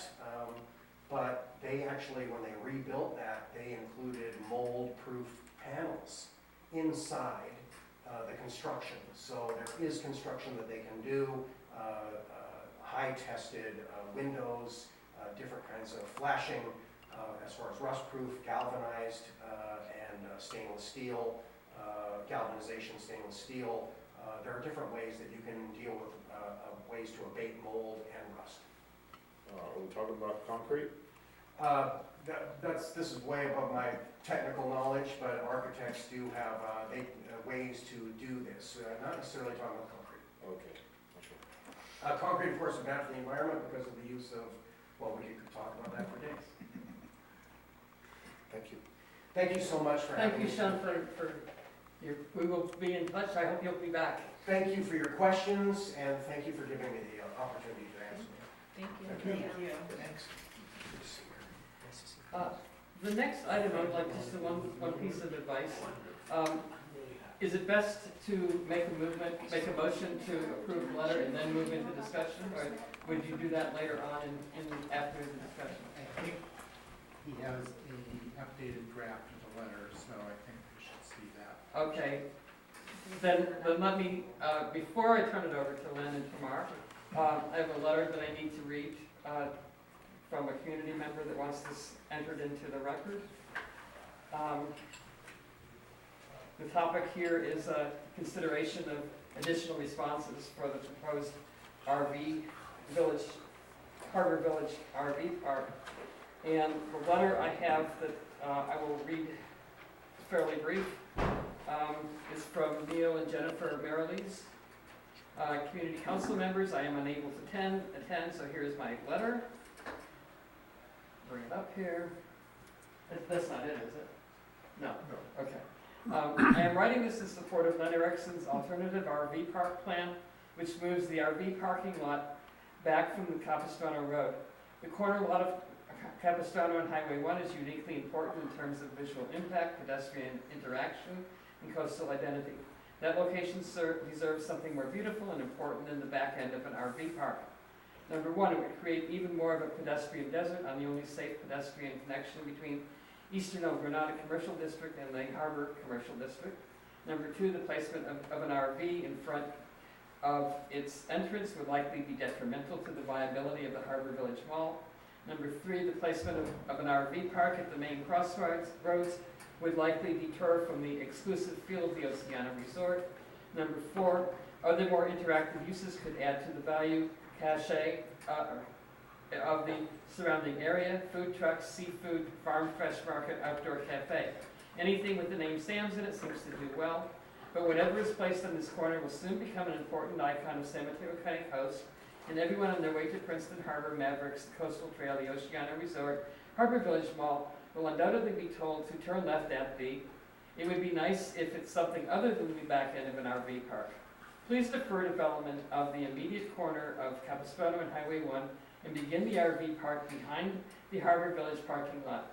Use some of our great local architects to come up with something more visually appealing and pedestrian friendly for such an important and valuable location. Sincerely, yours, Neil Mariles.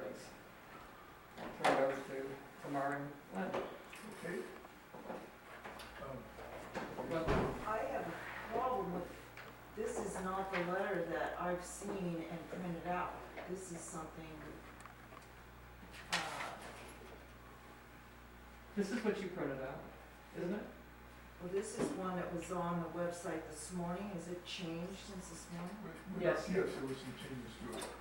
Okay, well then nobody's, There- that's right. not been This posted. is the very first time any of us are seeing Yeah. this version. If you can turn off the formatting marks, that would help make it more readable.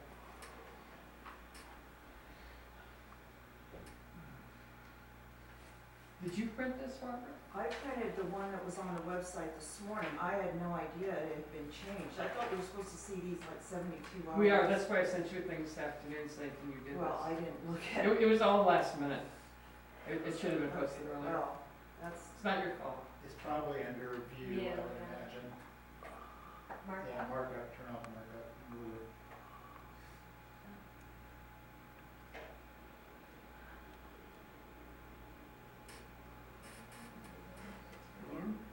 Or ruler, I don't think that's a. Barbara, I want to emphasize that Review. that is not your doing. well, no, I'm just, now I haven't, we have not had a chance to read this ahead of time. I want to, mostly on my behalf, sort of apologize to the council that there was not more advance notice on this. In undertaking this, originally, I thought there would be adding some refinements to the letter or in some way, clearing that up. But primarily, I wanted to, there's been a lot written about this in good detail and vetted. And so it ultimately felt it was more important to look at things that were making some contribution not in place already. And so there's 4 points I wanted to bring up here. Basically, the first one, to amplify this, is we had a clear path that would be best seen here. And that was basically looking at the line shown by that red arrow, is basically the last sort of clear view to the coast, and we wanted that protected. And implicitly that, and to the south of that, I guess you would say, but that was what we put in. That's included in the last letter. Yeah, what I'm saying, that was there. Yeah. Now, the net result of that, this is basically what's in the neg deck, which is still their view of the design. You'll notice that that goes directly across their restroom and other things. They've moved camping over near the highway. So basically, I don't really see that it really responded to that in any acquiescent way. The next point in doing that is, in looking at the letters that came in, it was sort of uniformly people had concerns about the aesthetics and expressed in different ways. But the particular thing that I noticed, in looking at the letter itself, was that we talked about basically the harbor gateway. And I was wondering about the term harbor gateway. It doesn't really appear in any formal sense. It just represented something we all understood. And when I considered that and the type of comments that came in, I felt that it would be much more appropriate for us to define that as an actual physical land area. For a couple of reasons. One is, it's clear from what we saw of their treatment of the plan that they didn't give it any real consideration at all, or maybe they said, well, you can still see over it. But really, in terms of what we're looking for, and to make that clear, we're talking about, there's your red arrow, that is our clear path. But really what I've outlined in black is what I would consider to be, what I think of as the gateway to Pillar Point Harbor. It starts when Capistrano takes off from Highway 1 and goes out to it, and really ends when you begin either to turn left onto the Harbor Street, or to the right into the Oceana parking lot. And it's that area that really marks the gateway to that area as a whole. And I believe the only way to have what people would like to see is to define it as a particular area and ask it to be protected as such. So that's what I was basically covering in the first item of the letter. And made reference to our Clearview easement, but wanting to have a particular land area. I think that point's fairly clear, and what I'm looking to do is support by adopting this letter, to have a formal definition for that area. Now, at this point, and I'll recognize, I think we all know we're late to the game by 30 years in terms of the development of the Oceana complex as a whole, and even this particular project has gone on for 5 years. And although there's a lot of passionate feeling about it, bringing it up at another time, didn't fill our senior seats. But I believe it's important either for the commission to consider something we might do, that is our planning commission, and also more importantly possibly for the coastal commission as a particular thing we're asking for. I'm also supportive of going to the developer himself or themselves to talk about it, because going down to the third item covered here, and I did what I thought was a major deficiency in the neg deck, is their treatment of looking at other parks and putting together conclusions about that. First of all, RV parks are by their nature not pretty areas. It's like almost looking into one's bedroom or backyard. And they're basically covering that all the way out to Capistrano with that view, putting tents right next to the street. All of that makes no sense at all relative to even a good park, I felt. And I did study the layouts of some 13 or 14 parks, both nearby and on the coast and other places. And I think what we're doing here, what they're showing here, is just really out of scope. In particular, in Santa Cruz and Lost Landing, you find relatively small parks that dot the harbor area and show what might be more appropriate. But basically, in bringing that up, and at this time there really isn't the possibility of giving a large presentation, but I do think it's worthwhile to show that from the standpoint of the RV park itself, having it go right up to the boundaries of Capistrano and the sidewalk there, it is a bad look both for the park and otherwise. And finally, on the traffic, as we've heard even from our bicycle specialist here, we've known this for years, Connected Cosi is a critical study that's referred to and not there. And basically, as I read the transportation analysis, there were several things that struck me as a little bit, not at cross purposes, but having sat through as part of a member of the technical review committee, there are things there that I feel the public should know. And basically, Dave and I are not even in a position to talk to those, just as our speaker in the first item wasn't. And so basically, now what we've heard from Supervisor Horsley representative is they plan to go and put this on the December 11th agenda, which would be virtually impossible even to get any significant review of it since it hasn't been released to the public yet. And I feel it's completely inappropriate to have it go to the Planning Commission until at the very least the public has had a chance to see and weigh it. So those are the 3 points to bring out. In the first letter, I talked formally about a delay in the process. I think Dave intervened to say that probably there wasn't a formal mechanism to do that. And so I pulled that out. But basically, certainly to point to the fact that it would be really up to the planning department itself, since they're the ones who delayed the Connected Cosi study, to at least take that into account. And even if it's not taken into account, it would go to the Coastal Commission to bring it up as well, because it's just a glaring deficiency in the process. So those are the 3 points I wanted to highlight.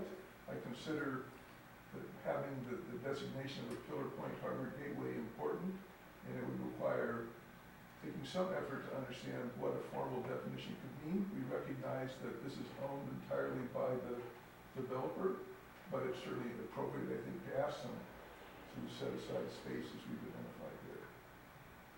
So those are the comments I brought forward. So at this point, do we want to put this as in form of a motion and then discuss it? Is that the appropriate thing to do? Parliamentary wise?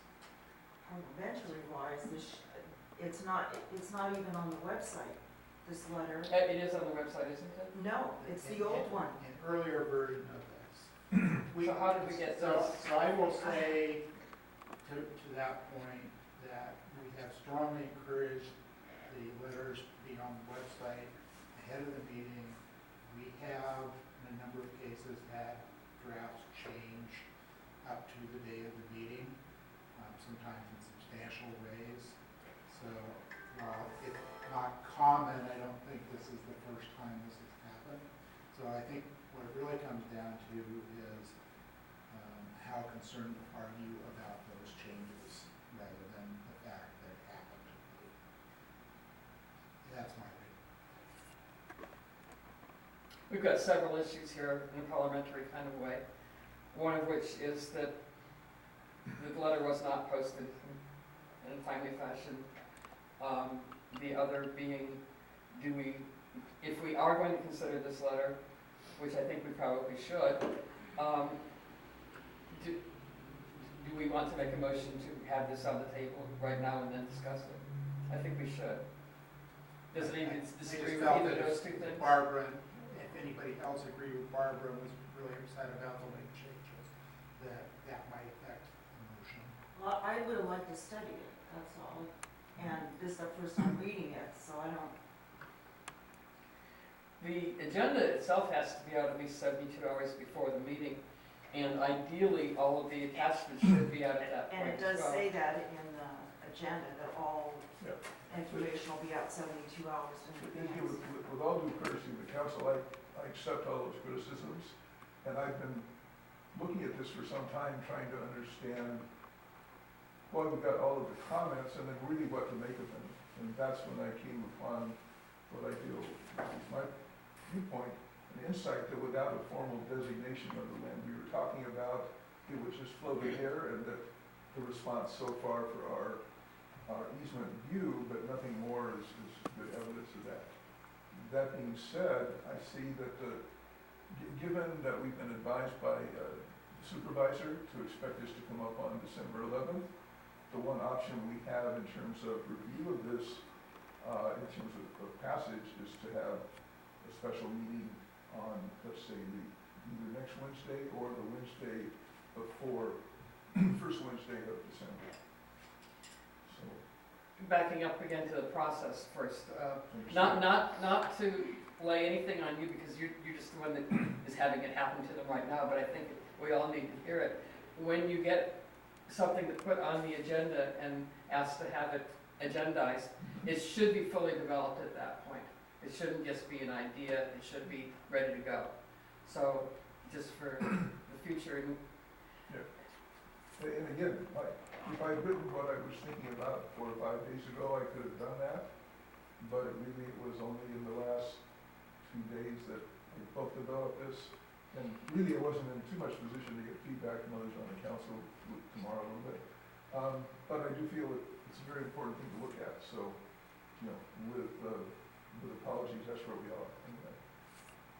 maybe, I know you've got feelings about this, Barbara, I don't know, I'm inclined to go ahead and consider it, but I also don't want to do that if enough people on the council do not feel comfortable doing that. So if I could get a sense from you guys as to whether you want to consider this or not. I think it's worth discussing and voting on it, and possibly amending it. Anybody else have any opposition to doing that? Do you feel strongly, Barbara? I do feel strongly about it. I do. It seems like we use the Brown Act when it's good for us and then don't use it when it doesn't work. But I think we all have a right to see this as well as, it sounds like this gentleman that wrote this letter saw it before any of us did. That wrote the letter that you read. And it wasn't, this letter wasn't emailed to the council, it's just one person's feelings about what the letter should read. I think we should have been able to study it, that's just how I feel. Yeah, I was frankly very confused by the fact that we received that letter, and I checked the website and there was no letter posted on the website, so I'd like to understand how that happened. Sent it to Dave late morning, and he posted it when he posted it about an hour or two later. But we received that letter from a community member before it was posted. Yeah. Yes, Yeah, I sent it to him. a few days before. No. No, he wrote to me a couple days ago. I had a conversation with him about the idea. He never saw the letter. And so writing that, I just said, what do you think of this idea? Well, and that's the point, none of us knew what that meant. Seeing his letter and then looking at the letter that was on the website and not getting any additional updated letter. As of 4 o'clock this afternoon, I got an email from you saying, print the letter out. Well, I did, because that's the only one that's on the site. It wasn't sent any other way. Yeah. I mean, I have the feel, I agree about the project, but I don't like the way this went. No, I understand, and we've come to the end, and those are, nobody's advanced actually that point before, and I came to feel that was the most important part of what's up there. And, because I looked at all the letters, and people were saying different parts of it, but there was nothing you could actually put your hands on. And then when you look at the neg deck and look at it completely ignored that letter, which had been there, that easement had been put forward over a year, and we had no action on it, so this is the most specific I could come with, so, I mean, like I said, it's not pretty, and I take all the criticism, but I felt better to put it forward than just to go with nothing. From a parliamentary point of view,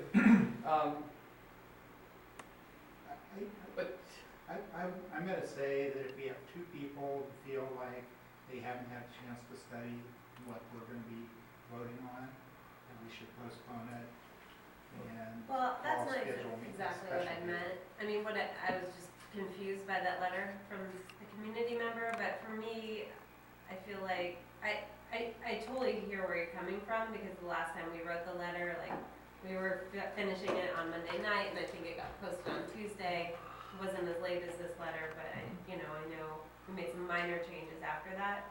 I'm interested in debating whether this letter should be put forth. I'm not necessarily sure I'm on board with it, but we can talk about that if, I'm open to discussion on it, personally. so is it appropriate to take a vote, or should I just make a decision, or how does this work? Ann, did you have a strong opinion one way or the other? As far as how much time we should spend on it tonight? Yeah. Well,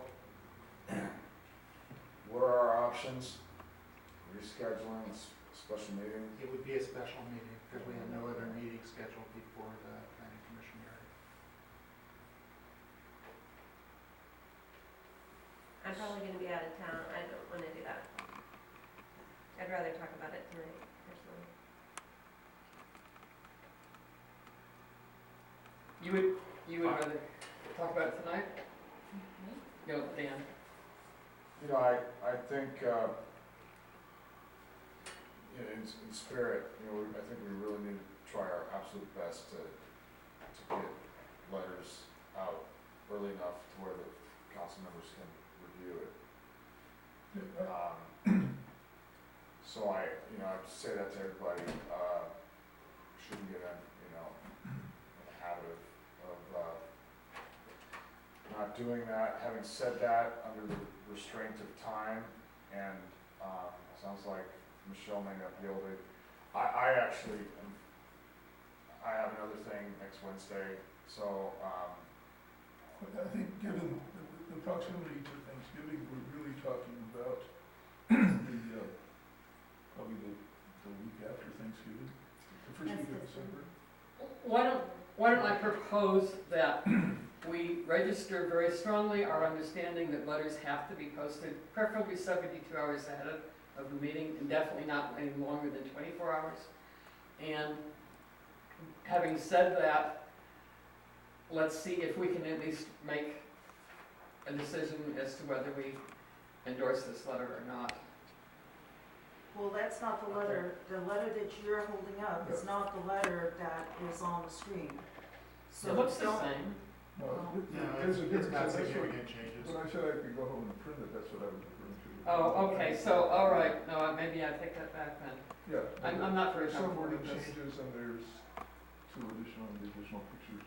Yeah. No, I think, given that, this is just I would really propose that we talk about some spirit of editing, and maybe not finish it tonight, but get some editing, get some feedback from council members tonight. Well, there's no guarantee that the council's gonna support this either. Just editing it might not be the best approach to start I with. feel that if people don't think they've had time to think about it, that proposing edits is completely the wrong thing, because that assumes that they've had time to think about it. And so. Let's table it, and if there is an opportunity for us to deal with it before the 11th of December, then maybe you can come up with some proposals on how to do that. Otherwise, we have already sent 3 letters on this topic, and it's not like they haven't heard from us. So I would I'm propose open to tabling sending it. another letter. What? I'm open to sending another letter. I think the 2 of the 3 points in this letter, we've already said in our last letter. We've literally said these exact things, so I'm not opening this letter. So, But that, now we're getting into what to do about it. Right, which We is why wanted we to talk debate about, it. are we gonna do anything at all? And So I'm, which parts are you? no, wait, oh, wait, wait, wait, Don't wait. discuss- don't start that discussion. Okay. Well, I No. think you have to find a date to do it tonight. We're up I to- think we've gone this far, we should have like some level of discussion and not just blow it off. I don't see how we can have a level of discussion on something that We that don't we even not have the letter. accepting. That's not it. This is not a letter? No, that's not the letter that's, we're voting on. Is That's this not not the it. letter? Yeah, There's, there were That's the letter. edits provided. This is confusing. Yeah. That's the problem. That's the whole point. So I think, I would move that we table this item and schedule a special meeting on this. And, I'm sorry, I'll make it two-part motion. First part, table this because we didn't have enough time to study it. Okay, do I have a second on that? I'll second. All in favor of tabling this and not considering it tonight? Tabling it. Can we- All in we have to favor? move so fast on, I think we do. Yeah, Well, let's see the vote. I'm supportive of table. all in favor of tabling it? 7, so 6, okay. All opposed? 6 to 1 to table it. What did you want to do?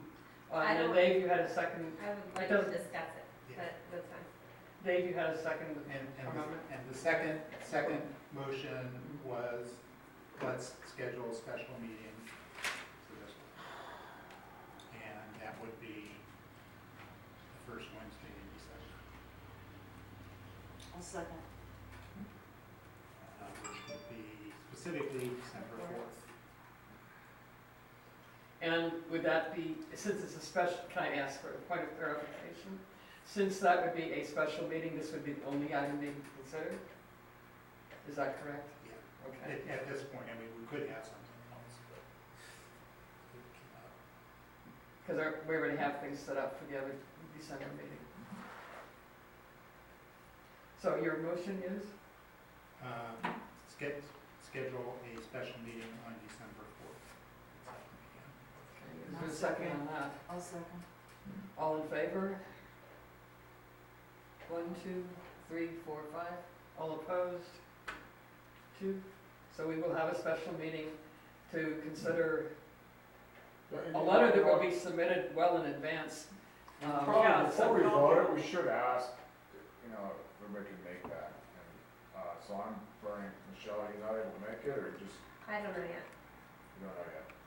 We'll have to see if we have a quorum closer to it, but that's what we're scheduling. Well, it doesn't have to be on Wednesday, I mean, we should try to schedule work with the council right now, before we confirm the date, to try to make it, You also want to make Feasible sure for that everybody. Mhm. In the room. well, yeah. Well, that's what we have right now. So, Len and I will make sure that the other point that comes up is, so, there's the primary author here, there's up to 2 council people that can work on this letter.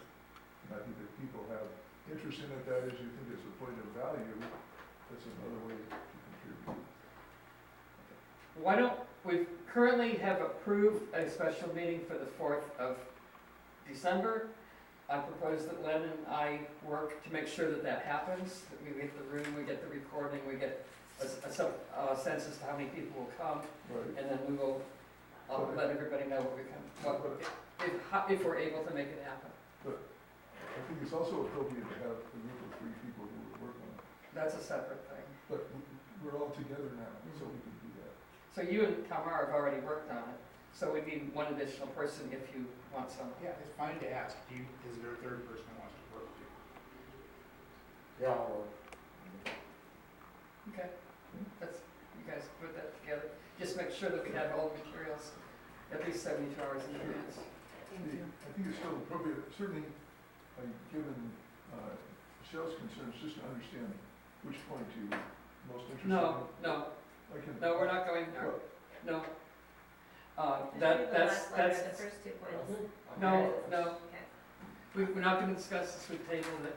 We'll move on to the next It's agenda item. still, it's, It's still on, we're still talking about it. No, we're not, we talked, Well, we why do you tabled it have to shut it down? because we Well, tabled it. because we had the motion to table and it passed. Okay, was that part of the strategy? There is no I strategy. objected having it tabled immediately.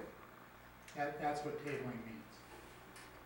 Sorry for not being clear in the motion. We do need to not deal with this tonight. We have an because it is opportunity, tabled. we've already brought it up, we No. can streamline, get some ideas in the council now. You guys can work on that and put it together for the special I'm meeting. inviting the whole council, so we've already brought it this far. No, it's now tabled.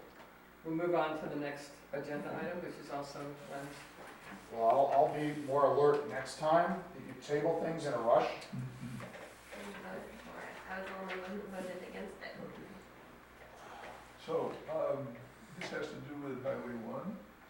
We got our periodic update from Caltrans on the safety of the Moss Beach crossing. It said it came in today and they're continuing to observe it and there's no further word than that.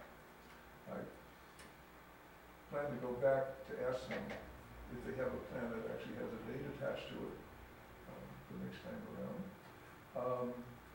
But that leads into, we got at this meeting that Supervisor Horsley called to look at Highway 1 issues, both crossings and where do we go from here. I think that we also brought up a little bit the CDRC update, and I think that I can speak a little bit to that it happened afterwards. So basically in that meeting, we were talking about Connect the Coast Side, both in terms of its review and what are the action steps after that. Basically, they said that they expected to release it to the public in November, and then they talked about having public review. The one point I gave them on the public review is I felt that it was important to have more than one session because the highway stretches long enough that it's a very different discussion if you're talking about Montero, Lost Beach, as opposed to you're at the harbor at El Granada, Miramar. They took that into account. They didn't say, yes, we'll do that. I consider that's an important step. What also came up is where does the council come in terms of review? I said that basically in considering it, and this is something I think we can ask after it's out, but are we trying to review or give support of it as a plan? Which is something we can consider whether to do. The other part that came up is with regard to the Moss Beach corridor that they're actively working on project initiation of roundabouts that are subsumed within the Connect the Coast Side study, but we haven't seen it yet. What's interesting about that is in order to move forward with Caltrans, you have to do a formal initiation of a project, which gets into community process and feedback on that. So those, and it's not completely clear what the timing of both of those are, but I assume they're working with Caltrans on project initiation, but that the Connect the Coast Side would come first, and that would relate to other things that would come before us to think about. So those are the things that they also talked about Gray Whale Cove. They're recognized that the Gray Whale Cove crossing remains unpopular for many members of the community, but as you've heard, they're going ahead with that. I did ask them whether if state parks were to provide a letter that said, really, we do not plan to make access to that beach ADA accessible, that would that have any effect on Caltrans thinking? The feedback that Supervisor Horsley's aide, Ellie, gave us before is that Caltrans was adamant that they really didn't care what was done with respect to the state park, they just wanted to meet the requirements themselves. But I did talk to state parks about it. The local offices both recognize it's a problem and have referred me to their final authority on that is the Director of Maintenance. And so I'll be trying to talk to him early next week. If he supported that view, the question to Supervisor Horsley is whether he wants to make a formal request to have him update on that. And I think there's uncertainty about that. But in the meantime, they're going ahead with it at the Planning Commission, so that may be a moot point.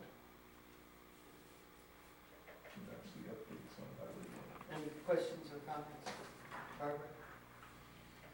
When you're talking to Caltrans next, ask them if they've seen any huge long skid marks in front of the crosswalks from people slamming on their brakes about the safety of the crosswalks. So those visible there, like get a camera out, we could take pictures, Yeah, okay? sure. Yeah, I would say, I mean, how many here have observed somebody actually using the crosswalk? I used it last week. Great, how did it go? You're here live? I'm alive, made it. It was interesting standing on the side, like it's like a hill, like you didn't really realize it when you're driving, but it's raised in the center. I waited until there was plenty of clearance on both sides and even then like ran across it. So it felt safe, but that was like at 10 o'clock in the morning on a weekday when there wasn't a lot of traffic. I guess, I will talk to Supervisor Hersey, I guess, and say, I think we've exhausted our efforts to ask for updates on the safety plan, which they discussed first back in September, and ask him if he would enter into that discussion. I mean, he's aware of the issue, but I think that's the next step. Dave, comments or questions? Nothing's not already been covered. Michelle? No. I don't have anything. Okay. So, the mobility study approved, the whole plan approved a two-stage crossing for that area. It's on our website. Yeah, the safety and crossings project. Yeah. Now, I didn't, So you're talking about the crossings project where we in 2015 had a, it's on our website, the approved alternative okay, for that yeah. location. that You was- have looked at it, Yeah, right? preferred alternative, it's the word approved that had us going. There's nothing approved. It's just, But anyway, what's the question? Supposedly, the community approved it. I was at the meeting. Okay, So, what is the wording on the website?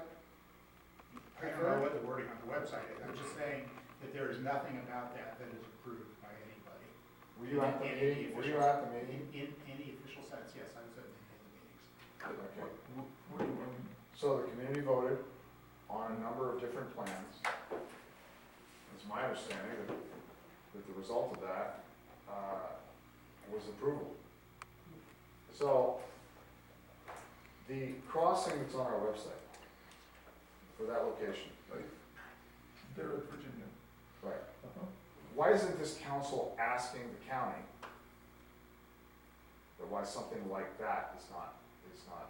That's why Supervisor Horsley called this meeting to ask after it. He's asked to have a meeting. Called with- which meeting? The meeting I attended, where he got together with some planning people himself and said, look, I'm upset because we had all this process to put together a crossing plan. When it sits there, we went up to have a crossing at Great Whale Cove where we got raked over the coals to have something somewhat different than we might have wanted, but it had to meet all these criteria. And then suddenly Caltrans put a crosswalk in there, and how did it happen? So his next step said he was to request a meeting with Tony Taveras, who's the current director of the district, to ask after that point. And the Because council he's- has been. He's as miffed as you are, that is, he knows what was put forward, and yet that appeared. So there's been no definitive answer, either coming from them about whether they reviewed it and consider it safe, or how did it happen to be there. And the council has made statements that we've all approved Yeah. regarding it. Right, and Don was at this meeting 2 meetings ago. I think Exactly. what this council, which I voted against, was to move forward to have lights. That's what you're referring Are to. you talking about Moss Beach or Grey Wolf Cove? Moss Beach. Yeah, we all expressed our concerns about the way that project was done, and it did not meet what we or the community wanted. That's separate from what was voted on at the letters. We all expressed those concerns, every one of us. Correct, but the votes of this council is moving forward with supporting lights. I'm So just this is- saying, in answer to your question, the entire council to a person expressed their concerns. And the letter had said more than just lights. We're talking about lights, those were warning Yes, lights. I'm for right, crossing. yes. Pardon? Yeah, that was the two features we wanted dealt with immediately, Right. the warnings for that, and the crossing to be approved. The point I'm making is this council, is moving towards something that is different from the community. What do you mean? The two-stage crossing is what I understand, No, that was put out, but and the question is, now we're trying to fix, no, as no. some people are saying, put lipstick on a pig to fix what has started. No, Can you clarify? what we decided in our first meeting to write a letter about it was to ask for immediately to address the fact that it was improperly painted, we felt, and it lacked any warning lights to let a person know that the crossing was there in use. And then we talked about other things that were long-term, and that's what we put forward. And this two-stage crossing was part of the letter. We can go back and take a look at it later. Was there another point that you wanted to make though, Dan? I'm not sure if I'm catching everything. No, I'm just, concerned that, we're not really reflecting what the community's position is. Well, no, but implicitly, we felt after giving answers on those two things, either we accepted it, or we would ask them to remove it. Those are the options we have, as far as that cost. At this point now, are you opening the discussion of asking? No, those to have it are the options. Yeah, that would be a new agenda item. No, I'm just saying that's what was decided. Lynn's agenda item is informational only, there's no So actual. we can talk freely, right? Yes. Yeah, Okay. and Supervisor Hurley's action item out of that was to request a meeting with Tony Tavares about it. Okay. Well, let's see what comes from it. Thank you. Okay? Council. May I provide some explanation? Is that?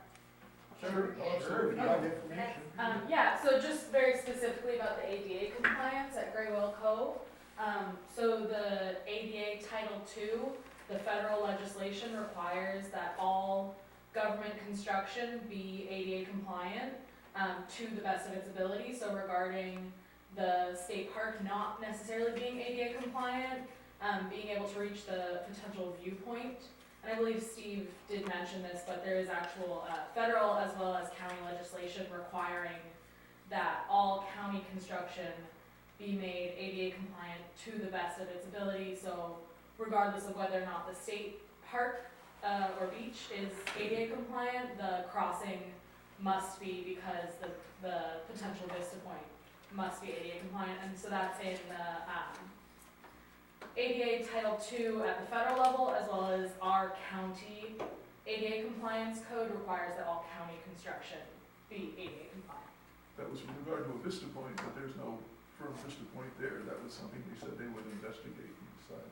Yes. So it's not that there is a vista point, but. Well, not necessarily vista point, but so that it is county construction, so it must be ADA compliant, is the takeaway from that. It's my understanding that the language also includes that when feasible, so, which is subjective. Some people would argue that it's not feasible to make the crossing so indirect that it probably will not even be used properly. So that the language about when feasible is still written. Yes, I believe so. Yes, and that will And most so likely be something. Caltrans and the county believe that it's feasible. Yes. That will be something that's addressed at the planning commission, but yes. Yes, but the county's consultants also believe that it's feasible. In fact, the plans they drew up show that it is in fact feasible. Well, that's subjective. No, it's very objective.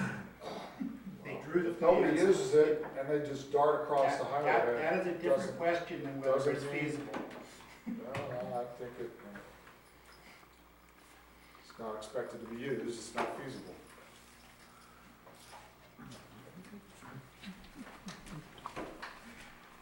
Can we move to the next item?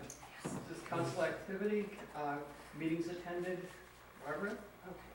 I went to the seat meeting on November 1st, and we did a PSPS debriefing with CAL FIRE, Pacifica PD, Harvey was there, nobody from city staff, but there turned out to be the county opened up the Office of Emergency Services for the county when this last PSPS started, and the city manager of Half Moon Bay decided not to open. And the Redwood City, or wherever the main office is, had no way of getting a hold of anybody over here. And that was a big concern. I know Harvey was more talking about volunteers. It wasn't about volunteers. It was the CAL FIRE was concerned about it, as was Pacifica Police Department. So basically 30,000 people down here that rely on CAL FIRE and the sheriffs were having a hard time getting, being able to communicate. The Pacifica, Captain Clements was talking about the Pacifica was stretched really thin because they weren't expecting the people from here to come over to Pacifica, where it basically drained all their gas tanks and their pharmacies were stripped of medicine. So, and the one good thing that they did do was they worked with Caltrans to get signage in the tunnel to prepare people for the long lines in the traffic. So SEEP is going to be working on a procedure, hopefully, but the city of Half Moon Bay is maintaining that that's their Office of Emergency Control or Center. And we're saying, well, I'm saying, who's taking care of us? If it's a city thing, who do we turn to? So I think this needs to be an agenda item at some point in the beginning of the year. So I hope somebody will work with me on that. Okay. And also, just for everybody's knowledge, the station KHMB, I guess, was keeping people updated on what was going on. But there's definitely a disconnect with Half Moon Bay and us. So that's all. Dave? Thank you. Dave? Len and I met with Nicholas Calderon, while he was still assistant director out at Porter Point Bluff, as well as some folks from the Park Conservancy and Stanford. We're talking about the subject that we had discussed in one of our meetings about whether the restoration was affecting usage patterns at the beach and the bluff, and I'll let Len summarize that more. Sam had asked for our feedback on that. So, in the meeting, we got to observe dogs going down to the beach. So, Nicholas and Sam were appropriately upset. We couldn't write a ticket on the spot, but at least they saw it happening. More importantly, we were looking at the connection between the Air Force improved work there and the county work. And so basically, we took away the action item to get the specific maps on the trails that were done for the Air Force and the county maps and see how they might be knit together. So I took the item basically to get that primarily donated in the Air Force, to take it back to the county so that they can look at what work might be done to complete that. And if we wanted, they're interested in whether to have a second grade of the county or the coastal trail go up over the bluff instead of only be on Airport Boulevard. And we all agreed that there is a route there that would probably be feasible, but that would be best done by working with our congresswoman to work with the Air Force, because it's really slow moving with the Air Force. So. But the first step is to get the county to look particularly at how the two knit together and then see what steps to take. Michelle? No, I don't have anything. I have 4 things. I'll make it really fast. Coastal Commission today, I would suggest anybody that has any time, Thursday or Friday, just drop in, see what it's like. Went to the joint Half Moon Bay School Board meeting, which was interesting. Half Moon Bay City Council, I went at the time when they had the big demonstration about Dune Speech, let them know that we have two things on our website which are helpful. One is the Dune Speech page. The other is the study session about how things get approved. So hopefully added that to their knowledge base. I'm also on the County Climate Ready Joint Task Force for Sea Level Rise. There are other options if anybody wants to get involved with that task force, other issues. This is going to be like a 2-year-long process of trying to put everything together. So that's what I did. Tomorrow? The school board, district meeting, heard a lot about that, in the presentation tonight. Additionally, Kings Mountain, there was a fairly large contingent there, so I guess that's one of the schools that's up for closure, so it was passionate, response from the community about that, and, so anyway, I'm just gonna stay on that topic and. So is Kings Mountain still on the possible list to how to get rid of the 2 million? Yeah, and it's as far as, like compared to the other schools where, the attendance rate has dropped, that is more dramatic there, and so just not a lot of students go there, so it's draining a lot of the budget in that market. Yeah? Nothing. Nothing. You've seen the agenda items for the December 11th, Reimagine Samtrans, Coastal Land Trust, a letter of comment on a house on the bluff in Montera, an election of officers.